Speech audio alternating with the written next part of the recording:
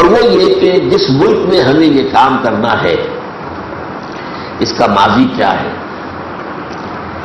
اس کے قیام کے عوامل کیا تھے، کیسے قائم ہوا، محرکات کیا تھے، اب اس کے حالات کیا ہیں، کون کون سی قوتیں یہاں برسر کار ہیں،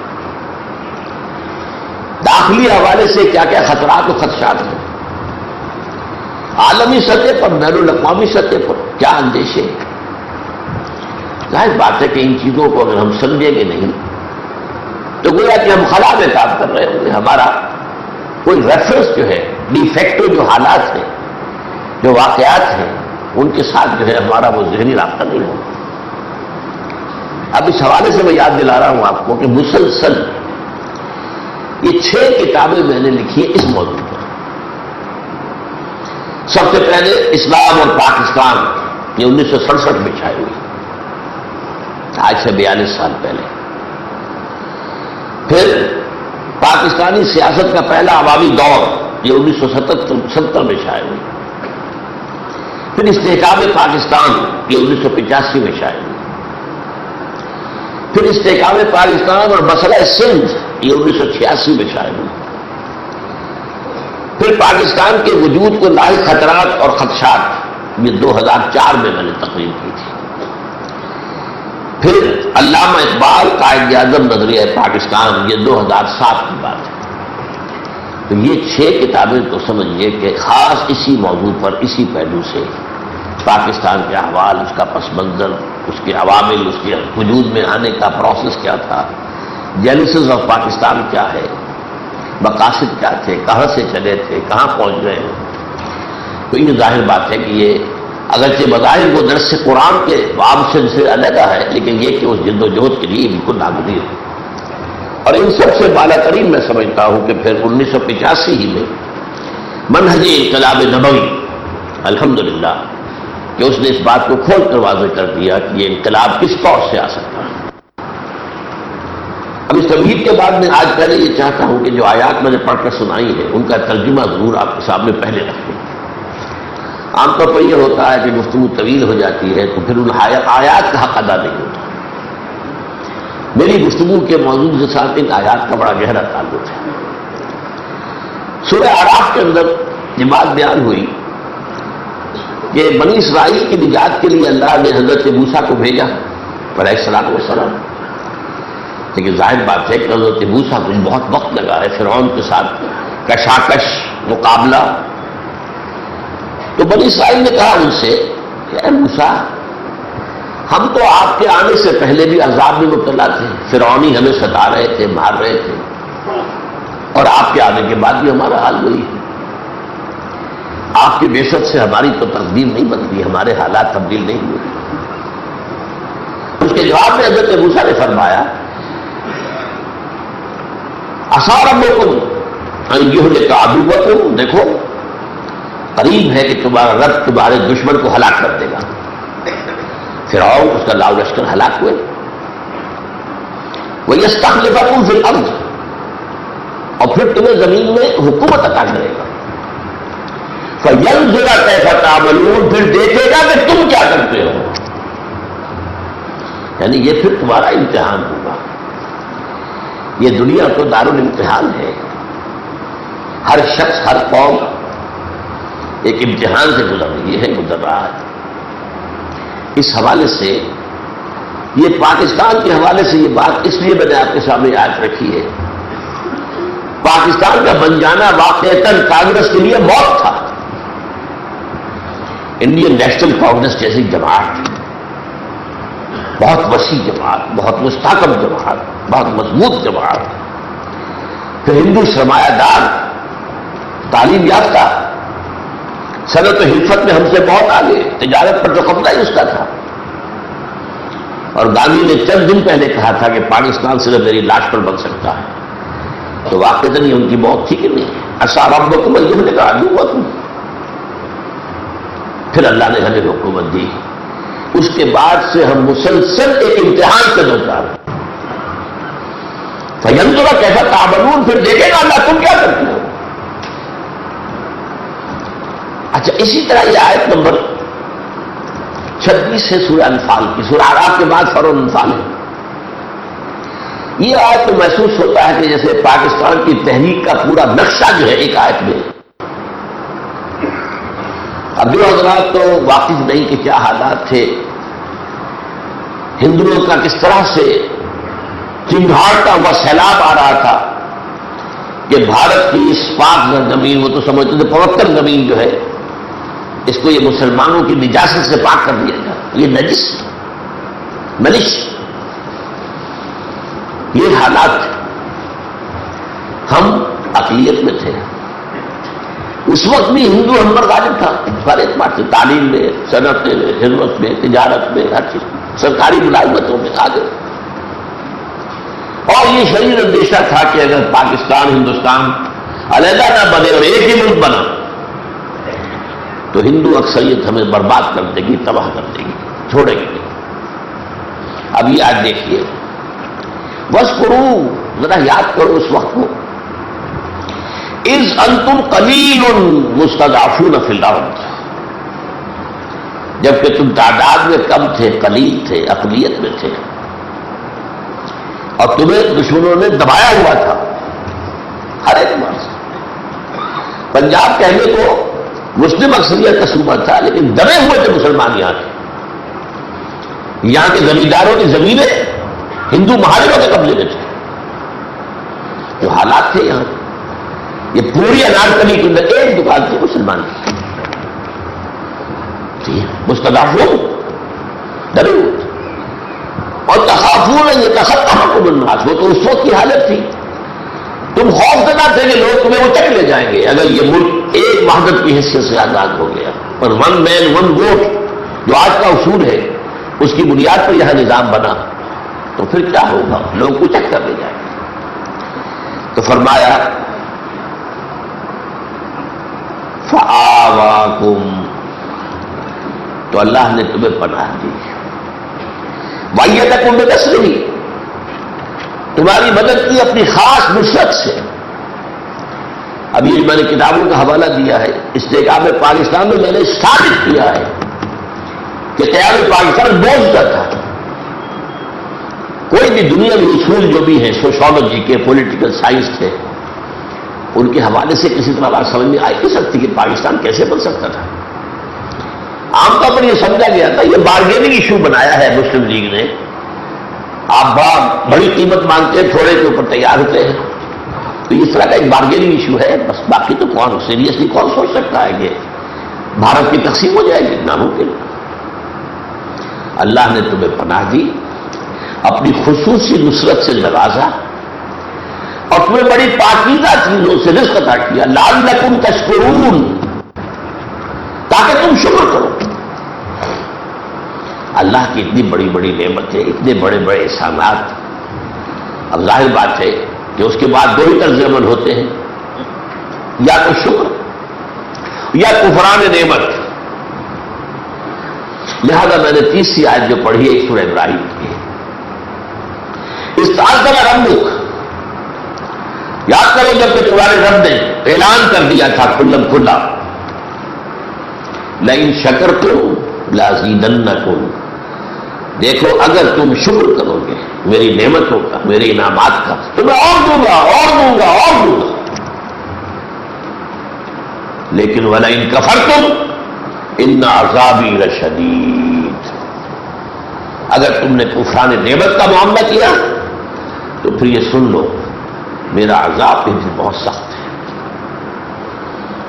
واقعہ یہ ہے کہ اگر ہم نے یہاں پر اسلام قائم کیا ہوتا تو کبھی کا غزوہ ہند ہو چکا ہوتا، ہندوستان فتح ہو چکا ہوتا، کم سے کم کشمیر تو ہم فوری طور پر لے سکتے تھے۔ واقعی یہ ہے اس میں ہماری کم ہمت ہی، ہماری بزدلی،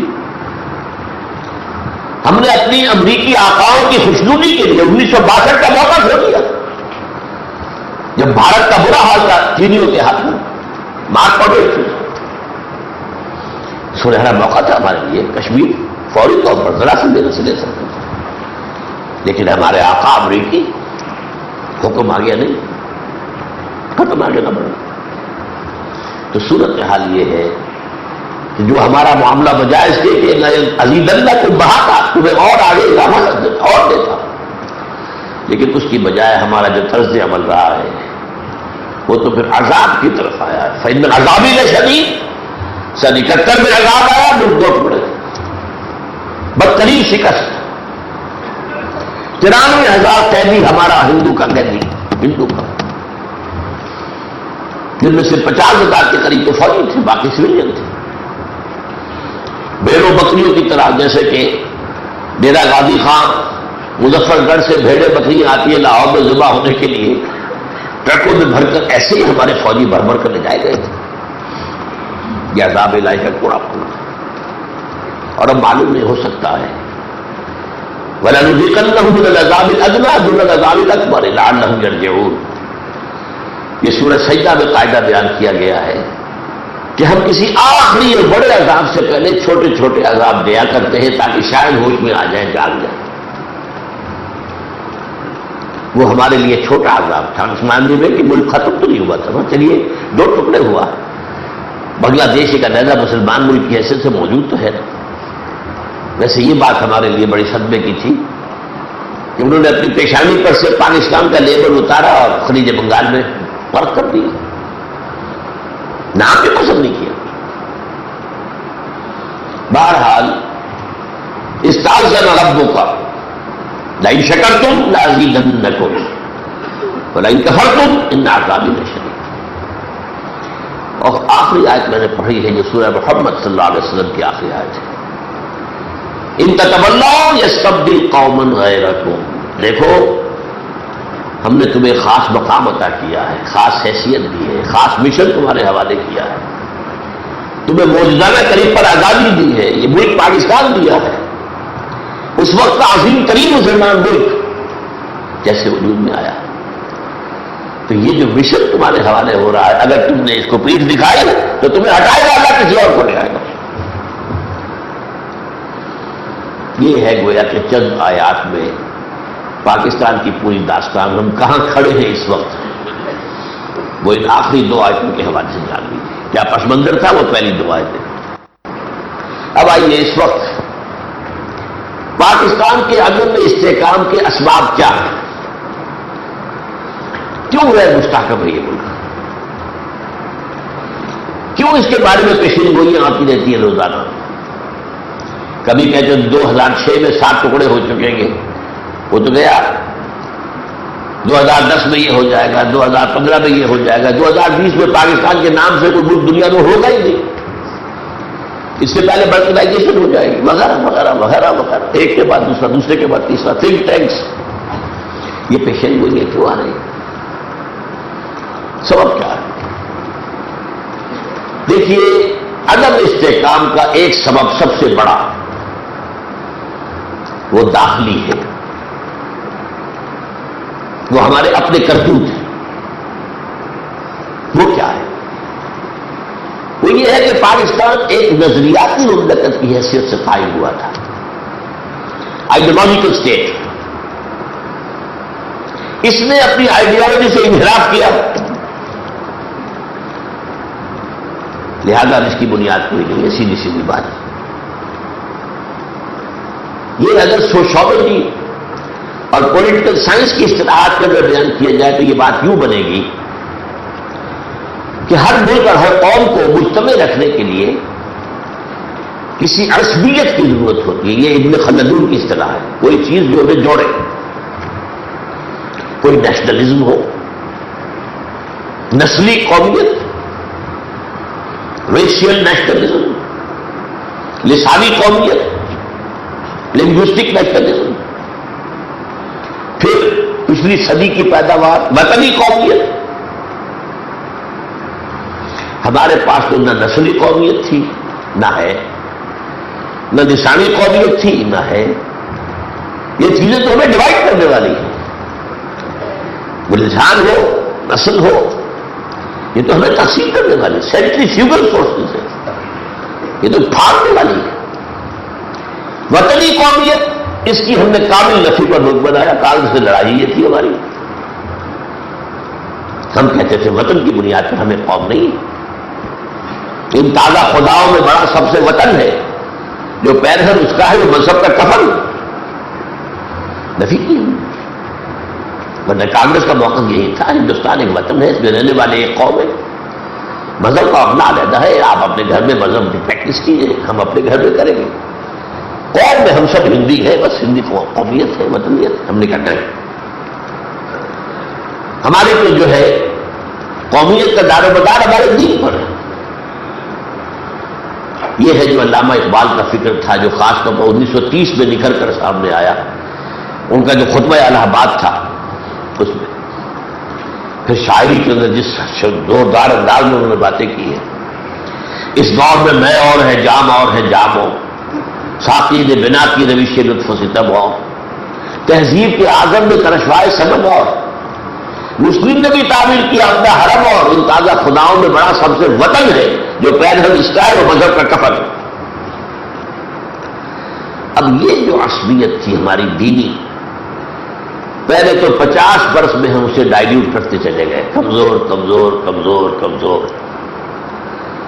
اور 1999 سے جو دور شروع ہوا تھا بدقسمتی کا، انتہائی بدقسمتی کا دور پاکستان کا، وہ شرف کا دور، اس میں تو آپ نے اس کی دھجیاں بکھیر دی ہے، نظریہ پاکستان کی پردے بات دی ہے۔ اتاترک کے نام سے جو بات شروع کی تھی اس شخص نے، میرا آئیڈیل اتاترک ہے، جس نے ترکی سے اسلام کا نام و نشان مٹایا، عربی زبان کا نام و نشان مٹایا، عربی میں نماز پڑھنی حرام کی، عربی میں عذاب دینی حرام کی، لباس انگریزی لازم کیا، وہ اتاترک، وہ اس کا آئیڈیل تھا۔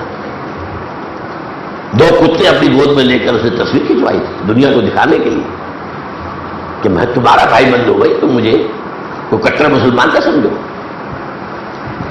پھر روشن خیالی کے نام پر پرنٹ میڈیا ہو یا خاص طور پر جو ہمارا الیکٹرانک میڈیا ہے، اس میں جس درجے روشن خیالی لبرلزم، یہ ساری چیزیں جو ہے جس کا جس طریقے سے، اور بیک ڈبش قلم 30% عورتوں کی نمائندگی لازمی، جو کہیں نہیں دنیا میں، امریکہ میں نہیں، بھارت میں نہیں، کہیں بھی نہیں۔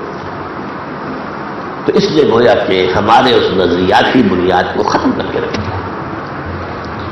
اب جب ملک نظریاتی تھا تو نظریے کے بغیر تو نہیں رہ سکتا، یہ تو خودکشی ہے جو اس نے کر دی ہے۔ اچھا، اسی کو میں جب بیان کیا کرتا ہوں، یہ تو ہوا سوشالوجی، پولیٹیکل سائنس،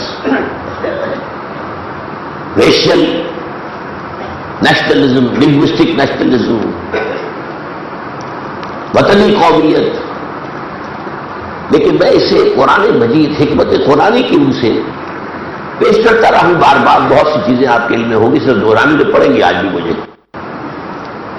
قرآن مجید میں سورہ توبہ کی 3 آیتوں میں اللہ نے ایک واقعہ بیان کیا ہے کہ مدینے کے منافقین کی ایک خاص قسم وہ تھی جنہوں نے اللہ سے عہد کیا تھا کہ اگر ہمیں دولت دے گا، غنی کر دے گا، تو تیری راہ میں خوب خرچ کریں گے، صدقہ کریں گے، خیرات کریں گے، نیک بن جائیں گے۔ جب اللہ نے غنی کر دیا تو اب وہ انہوں نے پیٹھ موڑ لی، وعدہ بھول گئے، تجوریوں کو تالے لگا دیے۔ 30 آیت ہے، سخت ترین، فَعَاقَبَهُمْ نِفَاقًا فِي قُلُوبِهِمْ، اللہ نے سزا کے طور پر ان کے دلوں میں منافقت کا مرض پیدا کر دیا۔ یہ نقد مرض ہے جو اس دنیا میں ملتا ہے، نقد سزا، نقد عذاب۔ اور یہ منافقت کس شے کا نام ہے؟ فرمایا گیا ان المنافقین فی الدرک الاسفل من النار، جہنم کے سب سے نچلے طبقے میں منافق ہو گئے۔ پاکستانی قوم پر یہ منافقت مسلط ہے۔ میں اس معاملے میں خاص طور پر پاکستان کا ذکر کرتا رہا ہوں۔ چند دن پہلے میرا ذہن گیا ہے کہ اس وقت پوری امت مسلمہ کا معاملہ یہ ہے، لیکن یہ اس وقت میرا موضوع نہیں ہے۔ اب آپ دیکھیے، سب سے پہلا، سب سے بڑی منافقت دستور پاکستان، اس میں پورا اسلام بھی موجود ہے اور ایسے چور دروازے بھی ہیں کہ وہ اسلامی دفعات مؤثر نہیں، اسی کا نام منافقت ہے۔ منافق قانون مسلمان ہوتا ہے، حقیقت کافر ہوتا ہے۔ تو قانون ہمارا دستور مسلمان ہے، اللہ کی حاکمیت ہے، اس میں کتاب و سنت کی پابندی ہے، لیکن 4 دروازے ایسے ہیں کہ وہ غیر مؤثر ہیں. پھر نفاق باغی، اب ایک قوم نہیں رہے، یہ نفاق باغی ہے، اب تو قومیت نہیں ہے. وہ ایک قوم جو کبھی ہوتی تھی، جو ہندو کے مقابلے میں کھڑی ہو گئی تھی سیسا پلائی ہوئی دیوار بن کر، اب وہ کہاں ہے؟ ڈھونڈ اس کو چراغ رخ زیبا لے کر کہاں ہے؟ اور سب سے بڑی منافقت اخلاق کا دیوالہ نکل گیا ہے.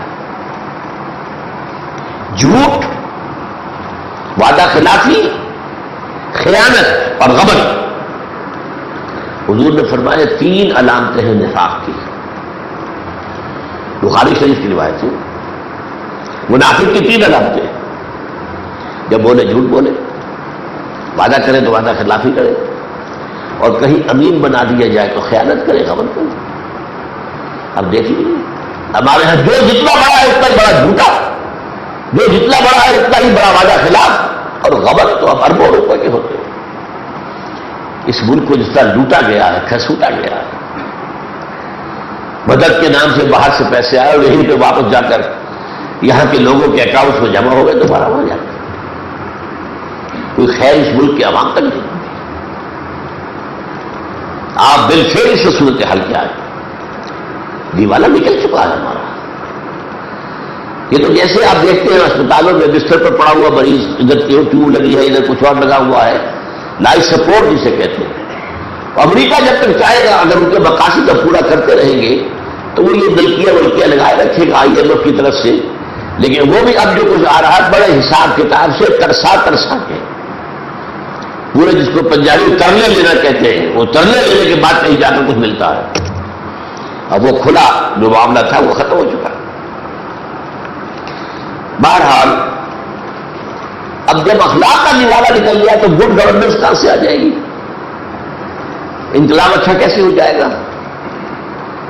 ہمارے معاشرے کے اندر انصاف کیسے ہوگی؟ فیئر پلے کیسے ہوگا؟ میرٹ پر معاملہ کیسے ہوگا؟ یہ ساری چیزیں گڈ گورننس ختم اور مالی طور پر دیوالہ جیسے کہ میں نے اس کے نکل چکا ہے. تو یہ ہے قرآن مجید کی روح سے تشخیص، اور یہ ایک لائن میں ہے. وعدہ خلافی، سزا، منافقت. نمبر 1 دستوری، نمبر 1 قومی سطح پر نفاق باغی، نمبر 3 اخلاق کی سطح پر اخلاق کا دیوالہ. اب آئیے جو خارجی اسباب ہیں، جو خارجی خطرات ہیں، ان میں سے فہرست میں سب سے پہلے آتا ہے بھارت، جو اب امریکہ کا اتحادی ہے، اسٹریٹجک پارٹنر ہے. بہت گاڑی چل رہی ہے. ایٹمک معاہدہ امریکہ اس سے کر چکا ہے. یہ بھارت جو ہے ہمارا پیدائشی دشمن ہے. ایک دن کے لیے بھی اس نے پاکستان کے وجود کو تسلیم نہیں کیا.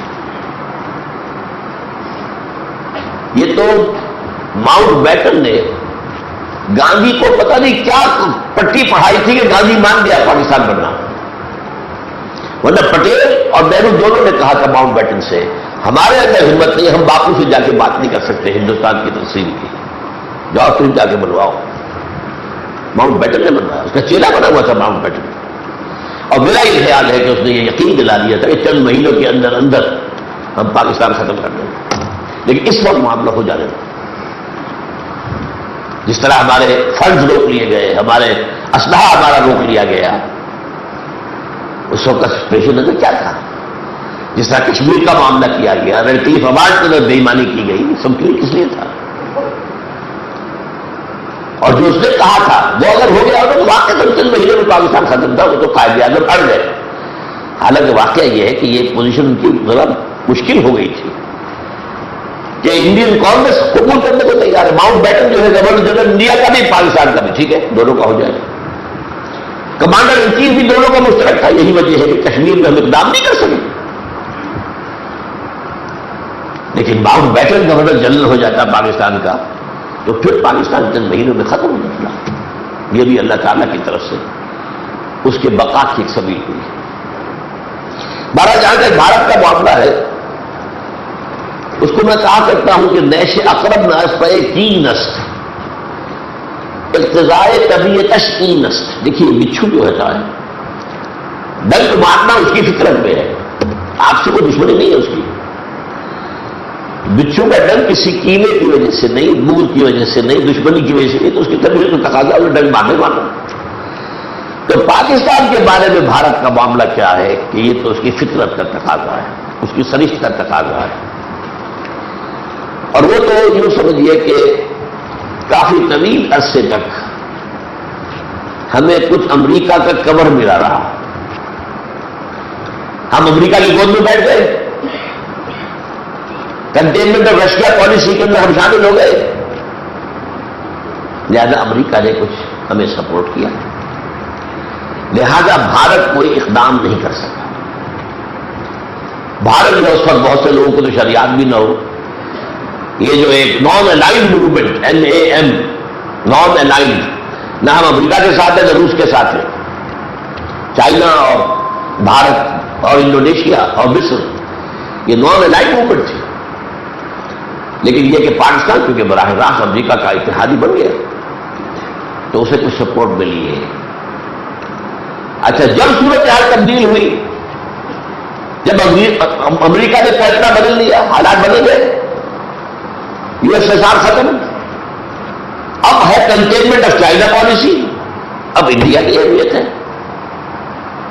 لہذا اب ساری دوستی، سارا لاڈ پیار وہ پاکستان نہیں، وہ بھارت کے ساتھ. لیکن اس میں یہ ہے کہ اللہ تعالیٰ کی طرف سے معجزانہ طور پر جو ہماری بچت ہوئی ہے، اللہ نے ہمیں ایٹمی طاقت بنا دیا. اگر یہ نہ ہوتی تو اب تک ہندوستان کیا پانچا کر چکا ہوتا پاکستان کا. 2 مرتبہ تو اتنی بڑی تعداد میں فوج لے کر آیا ہے. وہ تو جب پاکستان کی طرف سے کلیئر یہ بات نہیں ہے کہ سن لو ہم پہلا کام کریں گے ایٹمی حملہ، ہمارے پاس وہ طاقت نہیں ہے کہ ہم تمہارا میدان میں مقابلہ کر سکیں، کنونشنل وارفیئر میں ہم تمہارا مقابلہ نہیں کر سکتے، ہم مانتے ہیں تو بہت بڑی طاقت. ہمارے لیے ایک ہی راستہ ہے، ڈیٹرنٹ. ہم تو ایٹمی حملہ کریں گے، اس لیے پیچھے ہٹے، ورنہ یہ کہ بھارت کو کبھی کا خراب کر چکا ہوتا. اور اب بھارت کیا کر رہا ہے؟ دریاؤں کا پانی روک کر یہ سلو ڈیتھ پاکستان کی خاموشی سے تدریجی موت کا سامان کر رہا ہے. چلیے بھارت کو ایک طرف رکھیے، اب آئیے جو میری گفتگو کا آج کا اہم ترین موضوع ہے، جیوڈو کرسچین آنسلاٹ. اس وقت دنیا میں ایک بہت بڑی جنگ کی تیاری ہو رہی ہے، بہت بڑی جنگ، بہت بڑی جنگ، جسے کروسیڈ کہا جا رہا ہے، یہ صلیبی جنگ. اس میں اگرچہ یہودی اور عیسائی ایک یکجان ہے بالکل، لیکن سامنے عیسائی ہے، یہودی بیک پر ہے، پلاننگ اس کی ہے، ڈائریکشن اس کی ہے، ساری سازشیں اس کی ہے، لیکن سامنے جو کردار ہے، کیریکٹر ہے، وہ عیسائی ہے. اب اس کے اعتبار سے میں یہاں ایک قرآن مجید کی اہم موضوعات میں سے ایک اہم موضوع کی طرف تھوڑا سا وقت آپ کر دوں گا.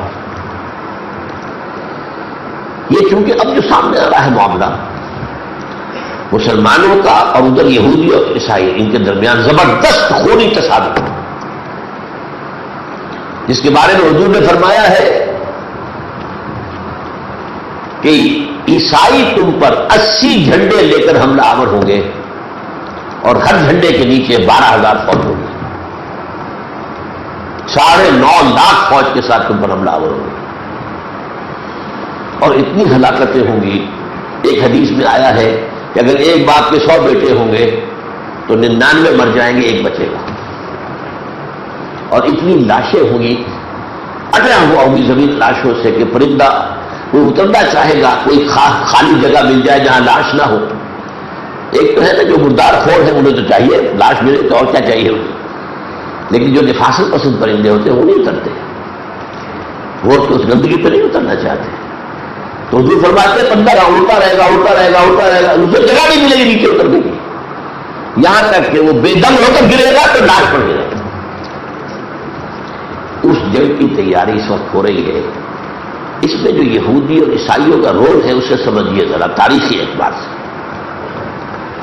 قرآن مجید میں سورہ مائدہ کی 2 آیات میں ایک ظاہری سا خفیف سا تضاد ہے، ذرا اس کو نوٹ کر لیجیے۔ سورہ مائدہ کی ایک آیت ہے نمبر 82، لَتَجِدَنَّ أَشَدَّ النَّاسِ عَدَاوَةً لِلَّذِينَ آمَنُوا الْيَهُودَ وَالَّذِينَ أَشْرَكُوا۔ تم دیکھو گے کہ مسلمانوں سے عداوت میں شدید ترین تمام انسانوں میں وہ 2 ہیں، یہودی اور مشرک۔ وَلَتَجِدَنَّ أَشَدَّ النَّاسِ مَوَدَّةً لِلَّذِينَ آمَنُوا الَّذِينَ قَالُوا إِنَّا نَصَارَىٰ، اور تم پاؤ گے مسلمانوں سے محبت میں قریب ترین، مودت بلکہ مودت کا لفظ ہے ان کو بھی جو اپنے آپ کو نصارہ عیسائی کہتے ہیں۔ ذَلِكَ بِأَنَّ فِيهِمْ قِسِّيسِينَ وَرُهْبَانٌ وَأَنَّهُمْ لَا يَسْتَكْبِرُونَ، یہ اس لیے ہے کہ ان میں درویش راہب لوگ ہوتے ہیں اور وہ تکبر نہیں کرتے۔ یہ آیت 82 ہے۔ عیسائی مسلمانوں کے دوست، یہودی مسلمان کا دشمن، یہودی اور مشرک۔ اسی سورہ مبارکہ میں 51 نمبر آیت ہے، یا ایھا الذین آمنوا لا تتخذوا اليہود والنصارى اولیاء، اہل ایمان یہود اور نصارہ کو اپنا ساتھی، دوست، حمایتی نہ بنانا۔ بعضهم اولیاء بعض، یہ تو ایک دوسرے کے ساتھی ہے، اور اس میں دھمکی کتنی ہے، وَمَن يَتَوَلَّهُم مِّنكُمْ فَإِنَّهُ مِنْهُمْ، جو کوئی بھی تم میں سے ان کے ساتھ دوستی کرے گا وہ انہی میں سے ہوگا۔ وَتَرَى الَّذِينَ فِي قُلُوبِهِم مَرَضٌ يُسَارِعُونَ فِيهِمْ يَقُولُونَ نَخْشَىٰ أَن تُصِيبَنَا دَائِرَةٌ، اور تم دیکھتے ہو کہ جن لوگوں کے دلوں میں روگ ہے، نفاق ہے، وہ انہی میں گھستے ہیں، انہی کی دوستی، انہی کی دوستی، وہ ٹھوکرے بات کریں گے پھر بھی گھس رہے ہیں۔ اب یہاں تو محسوس ہو رہا ہے کہ یہود اور نصارہ آپس میں دوست ہیں۔ قرآن اس وقت تو واقعے کے اعتبار سے تو نہیں تھے، شدید دشمنی تھی یہودیوں میں اور نصرانیوں میں۔ قرآن مجید خود کہتا ہے سورہ بقرہ میں، وقالت اليہود لیست النصارى علی شیء وقالت النصارى لیست اليہود علی شیء۔ یہودی کہتے ہیں کہ عیسائیوں کی کوئی بنیاد نہیں، جڑ نہیں، عیسائی کہتے ہیں کہ یہودیوں کی کوئی جڑ بنیاد نہیں۔ اس کو ذرا تاریخی پس منظر میں سمجھیے۔ دیکھیے ایک دور وہ تھا حضرت مسیح علیہ السلام کے بعد اور حضور صلی اللہ علیہ وسلم کی بعثت سے قبل، حضرت عیسیٰ کے رفع سماوی کے بعد یہ عیسائی تو معمولی سی ایک چھوٹی سی جماعت تھے، یہودی ان کو ستاتے تھے، دباتے تھے، مارتے تھے، اور رومی بھی چونکہ بت پرست تھے وہ بھی ستاتے تھے، مارتے تھے۔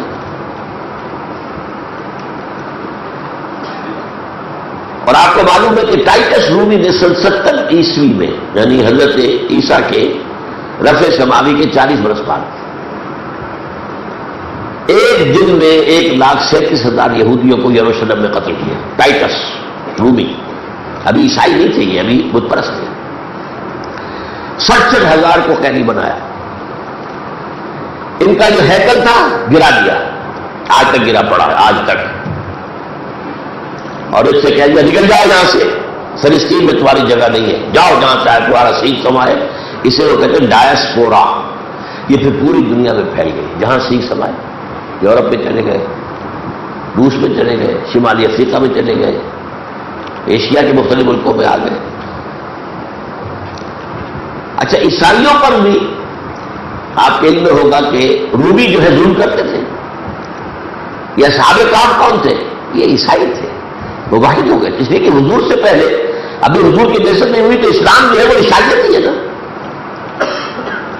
انہیں جان بچانے کے لیے جا کے غار میں چھپنا پڑا تھا، انہوں نے کہہ دیا گیا تھا کہ یا باز آ جاؤ اپنی عیسائیت سے یا قتل کر دیے جاؤ گے۔ 7 سلیپرز نبت نے اس کا ذکر کیا، اور یہ بھی دشمنی کا واقعہ ہے حضور کی ولادت سے تقریباً 50 برس پہلے۔ اتفاقاً ایک یہودی کے ہاتھ میں حکومت آ گئی یمن کی، حمیر. وہ شخص جو ہے وہ تھا تو عرب، یہودی نہیں تھا. وہ یثرب گیا، وہاں پر جا کے کچھ یہودیوں سے ملا، متاثر ہو گیا، یہودی ہو گیا. اب واپس آیا تو وہاں پہ یہودیوں کی حکومت قائم کر دی. اس کے بیٹے ذو نواس نے نجران کے عیسائیوں کو چیلنج کر دیا کہ تم فوراً عیسائیت سے باز آؤ، یہودی ہو جاؤ ورنہ زندہ جلا دیں گے. اور 20,000 کے قریب عیسائیوں کو جلایا. والسماء ذات البروج والیوم الموعود وشاہد ومشہود قتل اصحاب الاخدود النار ذات الوقود اذ هم علیہا قعود. یہ واقعہ جو ہے سورہ بروج کا، اس واقعے پر. اچھا اب لیکن دوسرا دور آ رہا ہے. حضور کی بعثت کے وقت جو ہے یہود کا طرز عمل اور عیسائیوں کا طرز عمل ایک دوسرے کی ضد تھا. یہودیوں کا معاملہ کیا تھا؟ قرآن کہتا ہوں یعرفونہ کما یعرفون ابناءہم، حضور کو ایسے پہچان کرتے جیسے اپنے بیٹوں کو. مان کر نہیں لیا، بلکہ ان کی وجہ سے مدینے کے انصار اوس اور خزرج ایمان لائے ہیں. ان کی جب آپس میں لڑائیاں ہوتی تھیں یہودیوں کی اوس اور خزرج کے ساتھ، تو یہودی دھمکایا کرتے تھے کہ دیکھو ابھی تو تم ہمیں دبا لیتے ہو، مار لیتے ہو، لیکن آخری نبی کا ظہور کا وقت آ گیا ہے، جب ہم اس کے ساتھ ہو کر لڑیں گے تو تم ہمیں دبا نہیں سکو گے. یہ بات ان کے یہاں کانوں میں پہنچی ہوئی تھی اوس اور خزرج کی. یہی وجہ ہے کہ جب حج کے موقع پر حضور کی ملاقات ہوئی 7 خزرجیوں سے، تو فوراً کلنکیوں سے ایک دوسرے کو دیکھ کر ان کو معلوم ہوتا ہے یہ وہی ہے کہ جن کا یہود ہمیں جو ہے ڈراوا دیتے ہیں، تو پہلے تم ہی مان لے آؤ. اور یہودیوں کے بارے میں قرآن یہ کہتا ہے وَكَانُوا مِن قَبْلُ يَسْتَفْتِحُونَ عَلَى الَّذِينَ كَفَرُوا.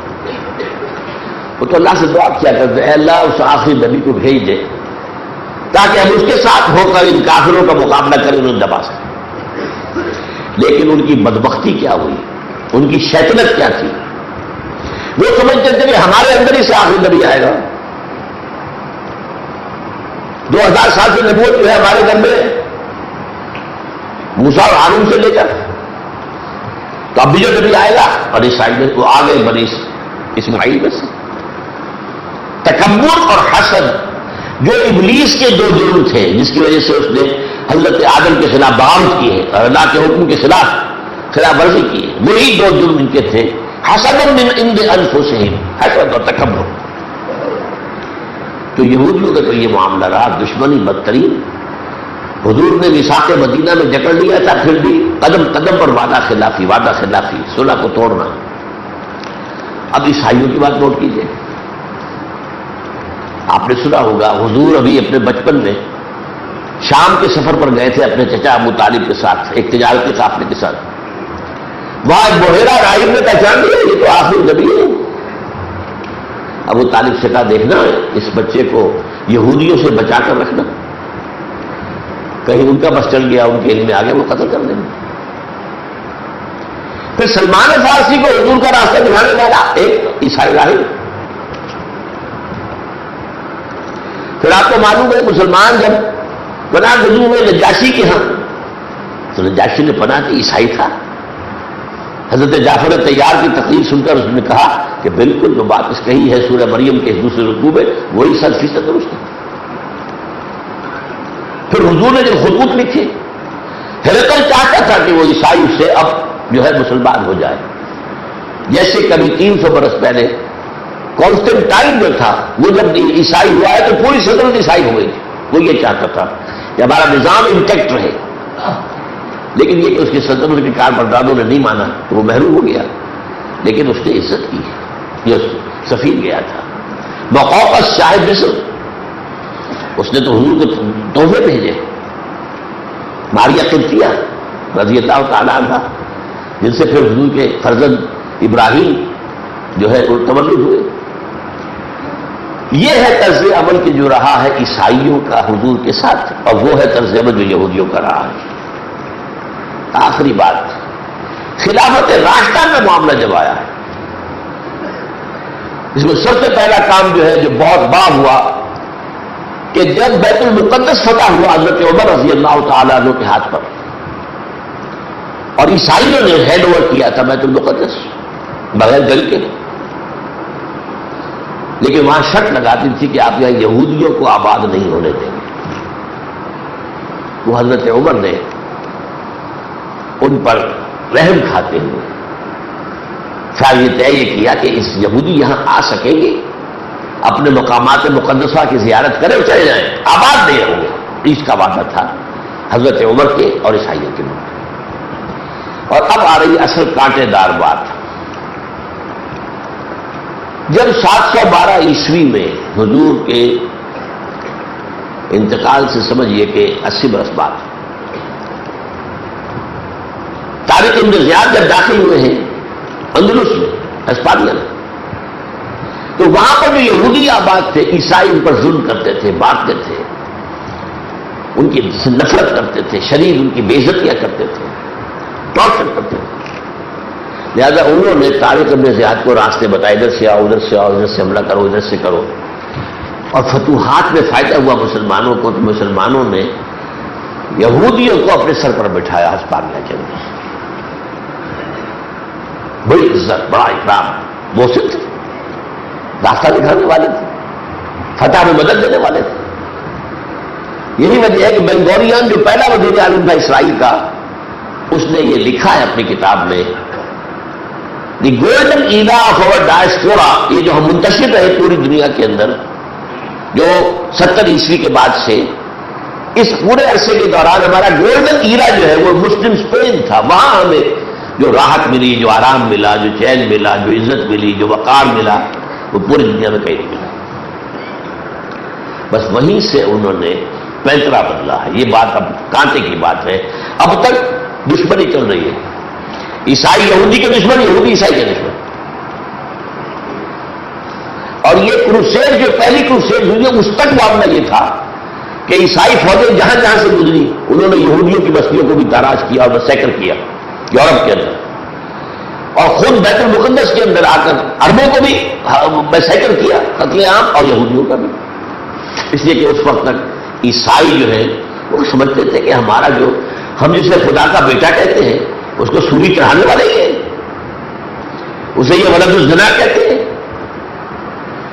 لہذا ان کے درمیان کوئی دوستی کا سوال ہی پیدا نہیں ہوتا. یہ دوستی کیسے ہو گئی؟ یہ معجزہ ہے. آج جو دوستی ہے ہینڈ ان گلو، وہ دوستی کیسے ہوئی ہے وہ میں سب تھوڑا سا آپ کو سمجھانا چاہتا ہوں. ہسپانیہ کی کمین گاہ میں بیٹھ کر اگر آپ کے سامنے نقشہ ہو، ہسپانیہ اس کے شمال مشرق کے اندر پھر یہ 3 ملک آتے ہیں، فرانس، جرمنی، اٹلی. ہسپانیہ کی یونیورسٹیوں میں آتے تھے 3 ملکوں کے نوجوان، آ کر یہاں پڑھتے تھے، علم حاصل کر کے جاتے تھے واپس. جیسے ہمارے نوجوان جاتے ہیں، امریکہ جاتے ہیں، انگلینڈ جاتے ہیں. فرق صرف یہ ہے کہ ہمارا نوجوان جاتا ہے وہیں بیٹھ جاتا ہے، وہ سونے کی زنجیروں کے اندر وہاں جکڑا جاتا ہے. یہ لوگ جاتے تھے. ان کے نتیجے میں وہاں پر رینیسنس اور تحریک اصلاح مذہب، یہ 2 تحریکیں شروع ہوئی. یہودیوں میں بیٹھے ہوئے ہسپانیہ میں جو اسلام کی تعلیمات تھی، حریت، مساوات، اس کے اندر جس کو کہتے ہیں کون سیاہی گھول رہا ہے وقت کے بہتے دریا میں، اس میں وہ اضافے کیے. آزادی، چلو جی مذہب سے بھی آزادی، اللہ سے بھی آزادی، مادر پدر آزادی، پوپ کے خلاف بغاوت، یہ آزادی. پھر مساوات، مرد اور عورت بالکل برابر، بالکل برابر، بالکل برابر. نتیجہ کیا؟ خاندان کا ادارہ ختم، برباد، تباہ. نمبر 3، وہ جو قانون کا قوم تھا کہ یہ دولت مجھے اپنے فن کی وجہ سے، ان کی وجہ سے میں نے کمائی ہے. اور شعیب کی قوم نے بھی کہا تھا کہ اے شعیب تم یہ چاہتے ہو کہ ہم جو بھی اپنے مال میں جو چاہیں وہ نہ کریں. اس پوری دلیل کو لے کر، قانونیت کی دلیل کو لے کر، سود کو حلال کیا گیا ان یہودیوں کے ذریعے سے، اور انہوں نے پروٹیسٹنٹس کے ذریعے سے حلال کروایا. ورنہ جب تک پوپ کی حکومت تھی پورے یورپ میں سود حرام تھا. سود جو ہے یوزلی بھی، یہ دونوں نفسیات کرنے، usually as well as commercial interest, تجارتی سود بھی اور یہ نجی سود بھی، دونوں حرام تھے.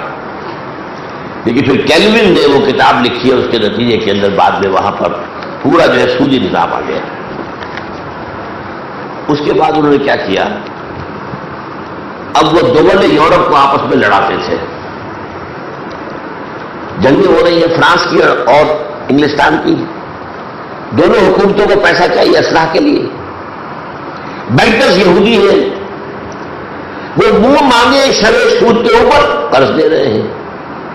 اس طرح پورے یورپ کی دولت کو سمیٹ لیا انہوں نے اپنے بینکوں کے نظام کے ذریعے سے، اور نتیجہ کیا ہوا؟ جب دولت ان کے کنٹرول میں آ گئی تو گویا کہ پورا یورپ ان کے کنٹرول میں آ گیا۔ یہ وہ بات تھی جو پچھلی صدی میں علامہ اقبال دیکھ آئے تھے یورپ میں، انگلستان اور جرمنی میں، فرنگ کی لگے جہاں پنجے یہود میں ہے۔ پورا کنٹرول مالیاتی جو ہے یورپ کا وہ یہودیوں نے سنبھال لیا، اور عیسائی اب ان کے تابع ہو کر رہ گئے۔ اسی لیے سب سے پہلا ملک جو ہے جو پروٹسٹنٹ تھا وہ انگلستان، پہلا باغی چرچ قائم ہوا چرچ آف انگلینڈ، پہلا بینک قائم ہوا بینک آف انگلینڈ، اور انگلینڈ کو یہودیوں نے کہا یہ ہمارا نیا اسرائیل ہے، یہ خدا نے ہمیں ایک نیا اسرائیل دیا، اور اسی کے ذریعے سے پھر بالفور ڈکلیریشن کے ذریعے سے انہوں نے فلسطین کے اندر آباد ہونے کی اجازت حاصل کی۔ اس طریقے سے پھر امریکہ جو ہے دوسرا اسرائیل بنا ان کا، حالانکہ جیفرسن جو ہوتا تھا تیسرا جو صدر تھا یو ایس اے کا، اس نے کہا تھا، اسی نے ڈکلیریشن آف انڈیپینڈنس کو ڈرافٹ کیا تھا، اس نے اپنی کاؤنسل سے خطاب کر کے دیکھنا تم اپنے ملک میں کسی یہودی کو کبھی مت آنے دینا، یہ امپائرز ہیں، یہ دوسروں کی خون چوس کر پل پلتے ہیں، اور دیکھو اگر ان کو تم نے یہاں آنے دیا اس نئی دنیا امریکہ میں تو کچھ ہی عرصے کے بعد حال یہ ہوگا کہ تمہارے بچے پوتے پڑ پوتے وہ تو کھیتوں میں کام کریں گے مزدوری کی حیثیت سے، اور یہ یہودی بیٹھے ہوئے اپنے آفیسز کے اندر دو rubbing their hand against each other بیٹھے ہوئے عیش کریں، اور یہ ہو گیا۔ آج امریکہ پورے کنٹرول میں ہے یہودی، اور خاص طور پر پروٹسٹنٹ۔ اب پروٹسٹنٹ کے بارے میں نوٹ کیجئے، اب یہ Protestant west white Anglo Saxon Protestant number 1، پھر انہوں نے ایونجلسٹ ایک تحریک شروع کی، پھر نو کالز آج کل کہلاتے ہیں، اخبارات میں خاص طور پر آتا ہے۔ یہ سب جو ہے اس وقت یہودیوں کا اعلی کار ہے، اور اسحاق ریبن کا آپ کو یاد ہوگا جب اس نے صلح کی تھی یاسر عرفات کے ساتھ، واشنگٹن سے جب واپس آیا تھا تو پھر وہ پوپ سے مل کر گیا تھا، اور اس نے ایک حضرت سلیمان کے زمانے کا جار تھا ایک جو پیش کیا تھا تحفے کے طور پر کہ 3000 برس تک تو ہم نے اس کی حفاظت کی، اب میں یہ آپ کی خدمت میں پیش کر رہا ہوں۔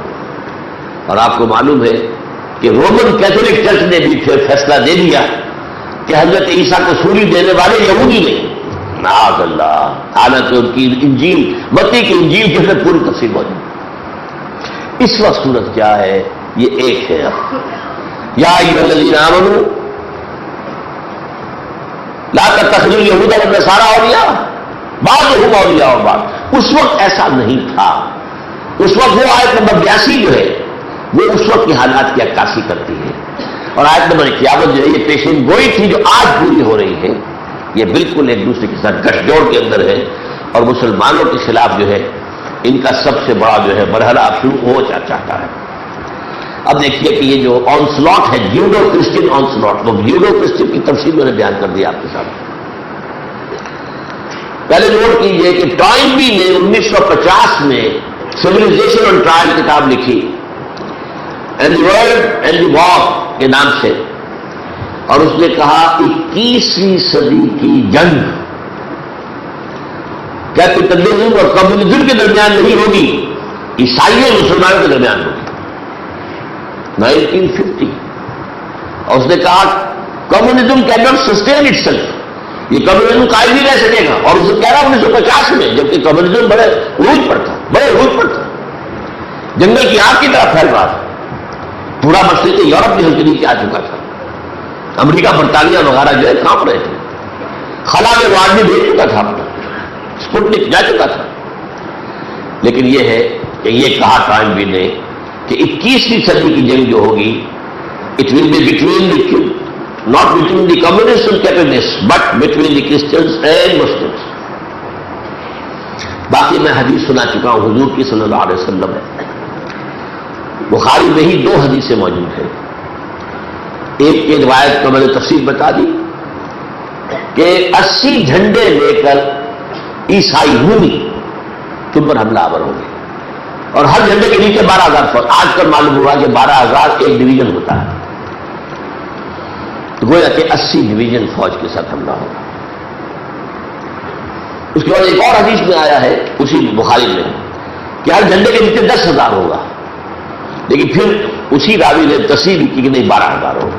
تو گویا کہ یہ بالکل متفق علیہ ہے اور یہ در حقیقت اس کے اندر جو ہے حضور کی پیشن گوئیاں جو ہے. اور یہ جان لیجئے کہ آج مسلمانوں، یہودیوں، عیسائیوں اور ہندوؤں چاروں کے درمیان یہ بات جو ہے تقریباً متفق علیہ ہے that we are living in end times. اب دنیا کے آخری دور کا ہے یہ زمانہ جس میں ہم سانس لے رہے ہیں. جوڈائزم یہودیت کی گرائی گئی ہے، کرسچینٹی کی گرائی گئی ہے. اور اگر آپ اسباب جو علامات قیامت پڑھے، اشراط الساعہ پڑھے، اس کے اندر بھی سب میں یہ بات آتی ہے. اور ہندوؤں کے اندر بھی آپ کو کچھ عرصے پہلے یا 20 سال پہلے یہ خبر آئی تھی کہ ان کے ہاں ایک خبر تھی آخری زمانے میں ایک اوتار آئے گا، کالکی اوتار، اور وہ اصل میں حضور کی پیشن گوئی ہے.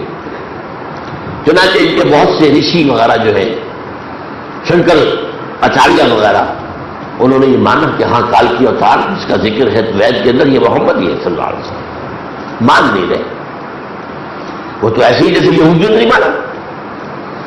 یہودی اسلام آپ جانتے تھے، یعرفونہ کما یعرفون ابناءہم، نہیں مانا، بیٹوں کی طرح پہچانتے تھے. اسی طرح انہوں نے پہچانا، مانا کال کے آخری نبی آخری زمان محمد ہے صلی اللہ علیہ وسلم. ان کی روح کی سواری کا ذکر ہے. وہ تمام چیزیں جو ہے وہ صحرا میں سے آئے گا، ساری تفاصیر موجود. بہرحال یہ چیز اب نوٹ کیجئے، پچھلی صدی کے اختتام پر USSR ختم ہوا تو امریکہ کو ایک حیثیت حاصل ہو گئی کہ سول سپریم پاور آن ارتھ. پہلے بائی پولر دنیا تھی، کمیونزم USSR ایک طرف، امریکہ اور اس کے حوالے دوسری طرف، بائی پولر. اب جب کہ USSR کا کیا پانچا ہو گیا تو پھر وہ یونی پولر ورلڈ کہلاتی ہے. امریکہ کو سول سپریم پاور ارتھ کی حیثیت حاصل ہو گئی. اس وقت سے لے کر مسلسل امریکہ کی یونیورسٹیوں میں ریسرچ ہو رہی ہے، تھنک ٹینکس کے اندر کام ہو رہے ہیں. وہ کیا ہے؟ امریکہ 21ویں صدی میں اپنی اس پوزیشن کو کیسے برقرار رکھے. ایسا نہ ہو کہ ہمارا گھر شروع ہو جائے. ہم جس مقام پر پہنچ گئے ہیں پوری دنیا کی عظیم ترین قوت، ہاؤ ٹو سسٹین اٹ، اس کے اوپر ریسرچ، اس کے اوپر بے تحاشا تھنک ٹینکس کے کام ہو رہے ہیں. چنانچہ ہنری کسنجر نے تو صاحب کہا کہ 21ویں صدی بالکلیہ امریکہ کی صدی ہوگی. اب دیکھیے ان کے سامنے اس وقت 4 چیزیں ہیں کہ جو امریکہ کی اوپر ٹاپ کی پالیسی، نیو کونس اور جو ان کے اسٹیبلشمنٹ کے اندر جو یہودی موجود ہے. پہلی بات، اگر ہمیں اپنی یہ پوزیشن قائم رکھنی ہے تو زمین کے وسائل اور خزانوں پر ہمیں قبضہ کرنا ہوگا، خاص طور پر تیل اور گیس کے ذخائر. نمبر 2، دجالی تہذیب کو ہمیں پوری طرح پروان چڑھانا ہوگا. سیکولرزم اور جوئے اور سود کی بنیاد پر کیپٹلزم اور بے شرمی اور بے حیائی کی بنیاد پر معاشرت، اس دجالیت کو ہم نے پوری قوت کے ساتھ دنیا میں پھیلانا. نمبر 3، اسلام کو کہیں سر نہ اٹھانے دیا جائے. ذرا سا بھی اگر سر اٹھائے تو ایول ان دی بٹ، ختم کرو وہی کمر، تاکہ دنیا میں اگر نظام اگر آ سکتا ہے. اب ظاہر بات ہے کہ آپ کو معلوم ہے کہ اس وقت صورتحال جو ہو گئی ہے، کیپٹلزم فیل ہو رہا ہے، امریکہ میں فیل ہو رہا ہے، ریسیشن جس درجے کی آئی ہے، اب آپ بات ہو رہی ہے ایسا ساری خباثت سود کی ہے، یہ مان رہے ہیں، تو اب اگر کہیں آیا تو تبدیلی آئی تو کدھر جائیں گے اب؟ لیکن وہ چاہتے کہیں اسلامی نظام کی شکل دنیا نہ دیکھ لیں، اگر وہ ہو گیا تو پھر ہمارا نظام کہاں رہ جائے گا؟ یہ جو اسلام کا راستہ روکنے کے لیے ہے، اس میں امریکہ، یورپ، روس اور چین چاروں شریک ہیں، اس لیے کہ روس کو بھی اندیشہ ہے چچنیا کا، سینٹرل ایشیا کی ریپبلکس جو ہے، ابھی وہاں امریکہ کا اور روس کا مقابلہ ہو رہا ہے اپنا حلقہ اثر بڑھانے کے لیے، اور چین کو بھی سنکیانگ کا معاملہ ہے، تو اسلام کو تو ہر صورت میں چاہتے ہیں تو dip the they were the but ختم کرو، جہاں بھی سر اٹھائے، ہاں مذہب کی حیثیت سے رہے جہاں چاہے رہے، نظام کی حیثیت سے نہیں۔ اور نمبر 4، زائدزم کا ایجنڈا جو ہے وہ یہودی اور عیسائی زائدس کا ملا ہوا ایجنڈا 5 نکاتی، اس کو امریکہ نے ہر صورت میں پروان چڑھانا۔ وہ ایجنڈا نوٹ کر لیجیے ذرا پلیز، گر لیجیے۔ ایک بہت بڑی جنگ، آرمگیڈون، 3rd ورلڈ وار، اور حدیث میں آیا الملحمۃ العظمیٰ، اس کے نتیجے میں گریٹر اسرائیل قائم ہو جائے۔ یہ سارا یہ عراق اور شام اور فلسطین اور لبنان اور مصر کا بھی شمالی بہترین علاقہ، صحرائے سینا، سعودی عرب کا شمالی علاقہ، ترکی کا جنوبی، سب جو ہے یہودیوں کے قبضے میں آئے اور گریٹر اسرائیل قائم ہو، تاکہ پوری دنیا سے ڈائسپورا کی وجہ سے یہودی جو پوری دنیا میں وہ 1.5 کروڑ آدمی ہے نا، ابھی اسرائیل میں تو 35 لاکھ ہے، باقی یہودی وہاں کہاں ہے؟ ابھی وہ جگہ ہی نہیں تھی۔ تو گریٹر اسرائیل، ایک بڑا اسرائیل وجود میں آئے گا جس میں یہ سارے ممالک ہوں گے، تاکہ پورا یہودی قوم کو پوری دنیا سے کھینچ کر لا کر وہاں آباد کیا جائے۔ نمبر 3، ان کے ایجنڈے کے اندر مسجد اقصی اور قبۃ الصخرہ کو گرانا۔ کیوں؟ یہ اسی جگہ تعبیر ہوئے ہیں جہاں ان کا 2nd ٹیمپل تھا۔ تھوڑی سی تاریخ اس کی سمجھ لیجئے۔ یہ حضرت سلیمان علیہ السلام نے ایک مسجد بنائی تھی، ہم تو اسے مسجد کہیں گے، یہ ٹیمپل کہہ دیتے ہیں، ہیکل کہہ دیتے ہیں، کنگ سولومنز ٹیمپل۔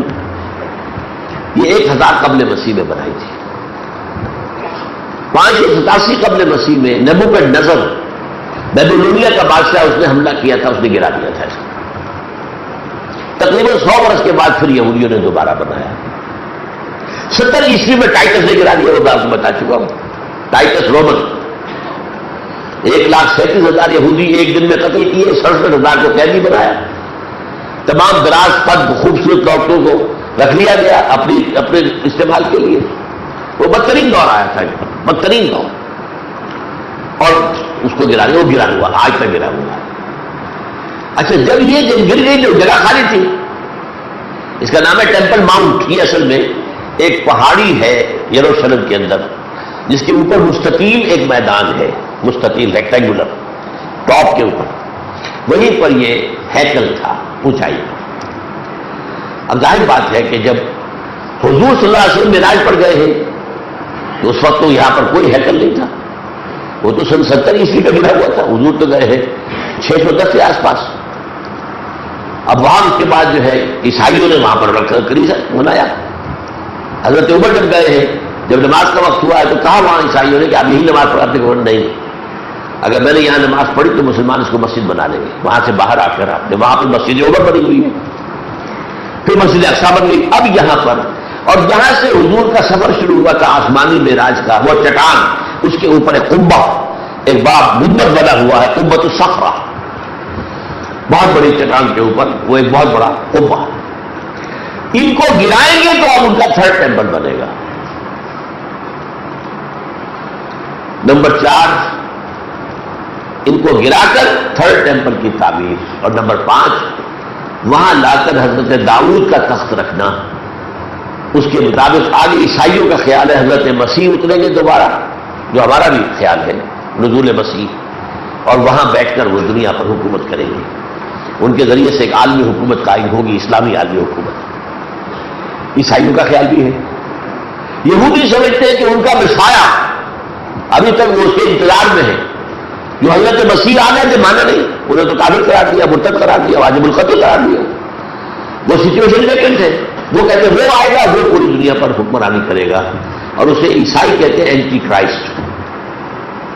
بہرحال یہ ہے صورتحال اس وقت. اب اس میں سیدھی سی بات کیا ہے، اس ساری جو پورا نقشہ ہے اس کا آغاز ہو چکا ہے. دیکھیے آپ کو یاد ہوگا بش نے کیا کہا تھا، بش ڈاکٹرائن، ہمیں جہاں سے بھی ہم دیکھا ہوگا پہلے حملہ کرنے کے پریمپشن. عراق پر حملہ کرنے کے لیے نہ یونائٹڈ نیشن سے کوئی اجازت، نہ اپنے دوستوں سے، یورپ کے الائزوں سے بھی تو بات نہیں.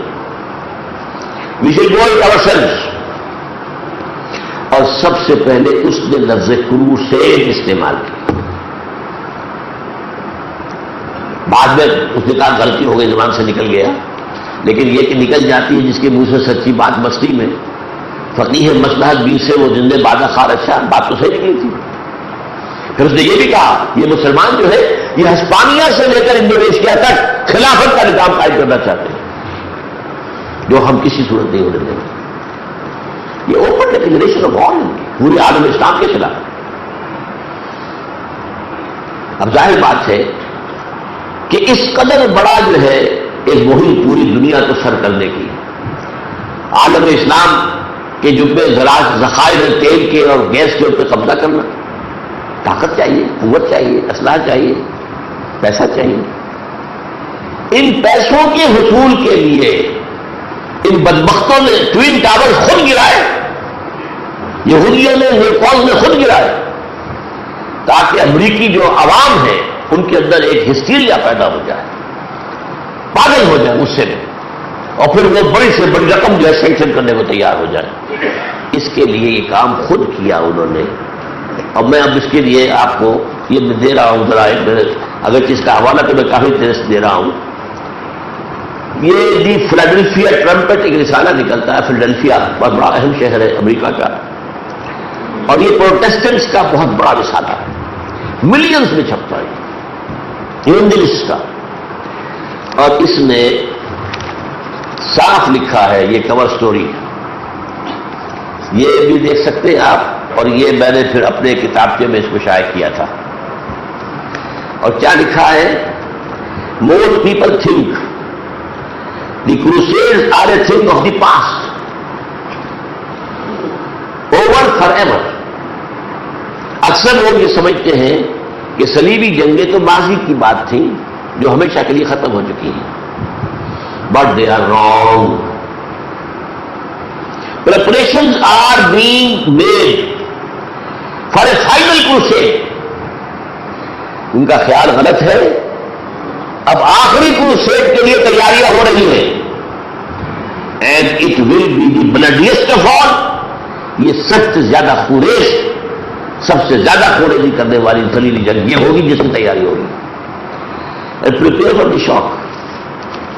یہ رسالہ کب کا ہے؟ اگست 2001 کا. 9/11 ایک مہینے بعد 9/11 ہو رہا ہے، اگست میں یہ چھپ رہا ہے. یقیناً مرتب جولائی میں ہوا ہوگا.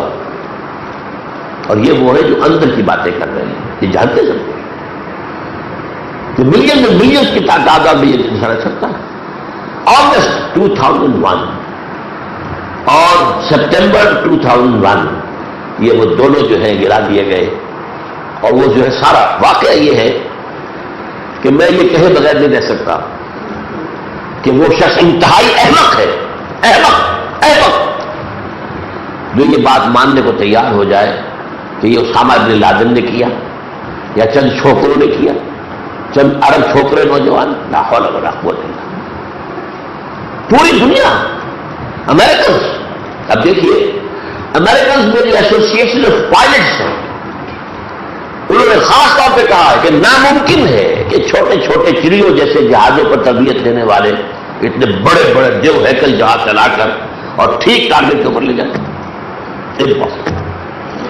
اب جو اسپیشلسٹ ہے وہ کیا رہے ہیں.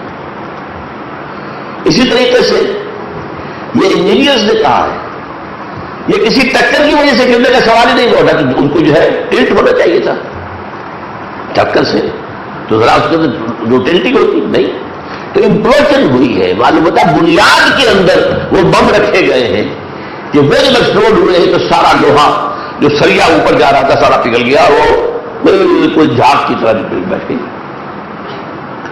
پھر نمبر 3, انویسٹیگیشن جب شروع ہوئی اسے روک دیا گیا. نمبر 4, پہلے کہا گیا تھا 8,000 آدمی مرا ہے, بعد میں کہا گیا 3,800 مرا ہے, باقی کہاں گئے 4,200. بعد میں معلوم ہوا یہ یہودی تھے جو نہیں آئے تھے اس دن. They knew it. یعنی ان ٹوین ٹاور کے اندر اتنی اونچی عمارتیں تھیں تو آفیسز تھے, تو وہاں پر 8,000 آدمی کام کرتا تھا. اس روز وہ نہیں آئے, 4,200 نہیں آئے, یہودی نہیں آئے. پھر یہ آج کا کوئی ثبوت نہیں, کوئی ثبوت اسامہ کا, کسی عرب کا کوئی ثبوت قطعاً. اور پوری کتابیں, ویڈیوز, پورا کا پورا معاملہ جو ہے وہ دنیا میں چھپ رہا ہے, دیکھ رہے. لیکن پبلک اوپینین جو ہے امریکہ کی اس سے بڑھ کر جاہل اور احمق کوئی قوم نہیں ہے. بس جو ٹی وی دکھا دے, جو ٹی وی کہہ دے, بس وہی ہے ان کا ایمان. پردہ پڑھانا ان کے بس پر وہ بھی نہیں. تو یہ انہوں نے خود کیا ہے. اب ذرا نوٹ کیجئے, وہ جو میں نے آپ کو بتایا کہ ان کی پالیسی کے 4 نقشے ہیں. افغانستان میں کیا ہوا, اسلام جھلک دکھا رہا تھا جتنی نبڑ. ملا عمر کے ایک حکم سے پاپو کی کاسٹ 0. امن 90% افغانستان میں ٹوٹل پیس, ٹوٹل پیس, ٹوٹل پیس. ہونا چاہے آشکارا شب پیغمبر کہیں, یہ علامہ اقبال نے ابلیس کی زبان سے کہلوایا ہے, یا ابلیس جو ہے وہ اقبال کی زبان سے کہہ رہا ہے کہ اصل حاضر کے تقاضاؤں سے ہے, لیکن یہ خوف ہو نہ جائے آشکارا شر پیغمبر کہیں سے بھی شر پیغمبر حضور کا نظام جو ہے دنیا کے سامنے نہ آ جائے. پھر یہ کہ وہاں پر معدنیاتی ذخائر ایران میں ہے, سینٹرل ایشیا کے تیل اور گیس تک رسائی اس کے راستے سے ہو سکتی ہے. عراق میں کیا ہوا, تیل. اور نمبر 2, بہت کم لوگوں نے نوٹ کیا ہے, this was going to be the first extension towards greater Israel. Sharon جو ابھی مرا نہیں ہے, وہی جو ہے لائف سپورٹ پر پڑا ہوا ابھی اسپتال کے اندر, مرا نہیں ہے, مدد نہیں دے رہا اس کو. جیسے صدام کی حکومت ختم ہوئی تھی اس نے بیان دے دیا تھا, اس ریکارڈ پڑھیے, ان قریب عراق پر ہمارا قبضہ ہوگا. اور ساتھ ہی یہ بھی کہ پہلے تو ہم صرف یوفریٹس تک باندھتے تھے, دریائے فرات تک.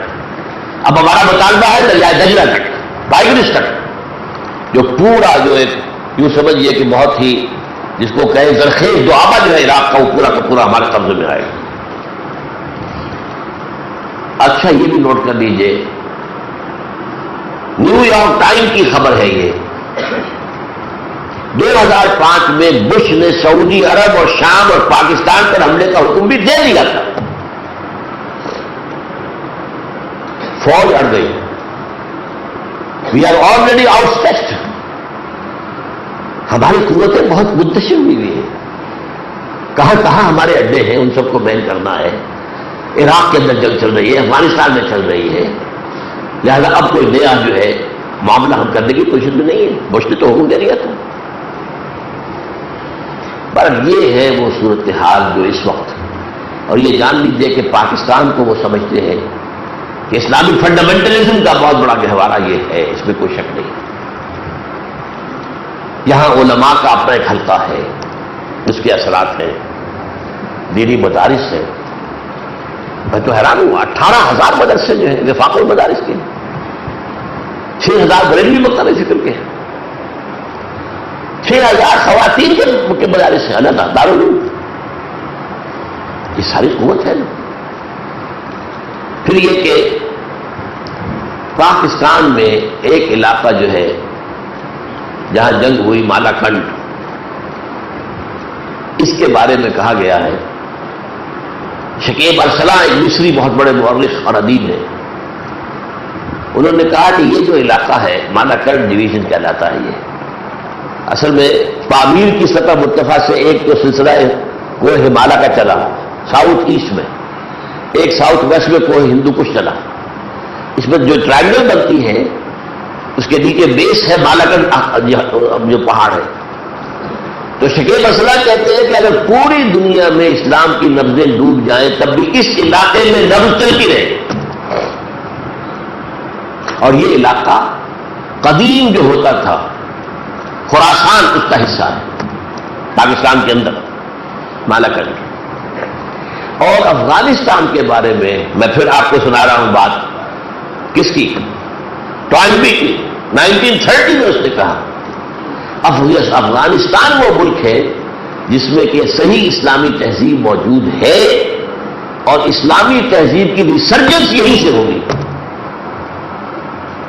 آپ کو معلوم ہے اس کی کتاب جو ہے پوری تاریخ کی اس کی ہے، اس پر civilization, history of civilizations, 20 civilization گنوائی۔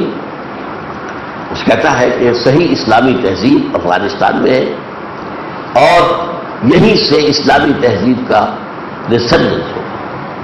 اب اگر ہم پڑھتے احادیث کے اندر اس کو ہمارے لوگ کم توجہ نہیں دیتے، خراسان سے فوجیں جائیں گی جن کو کوئی روک نہیں سکے گا،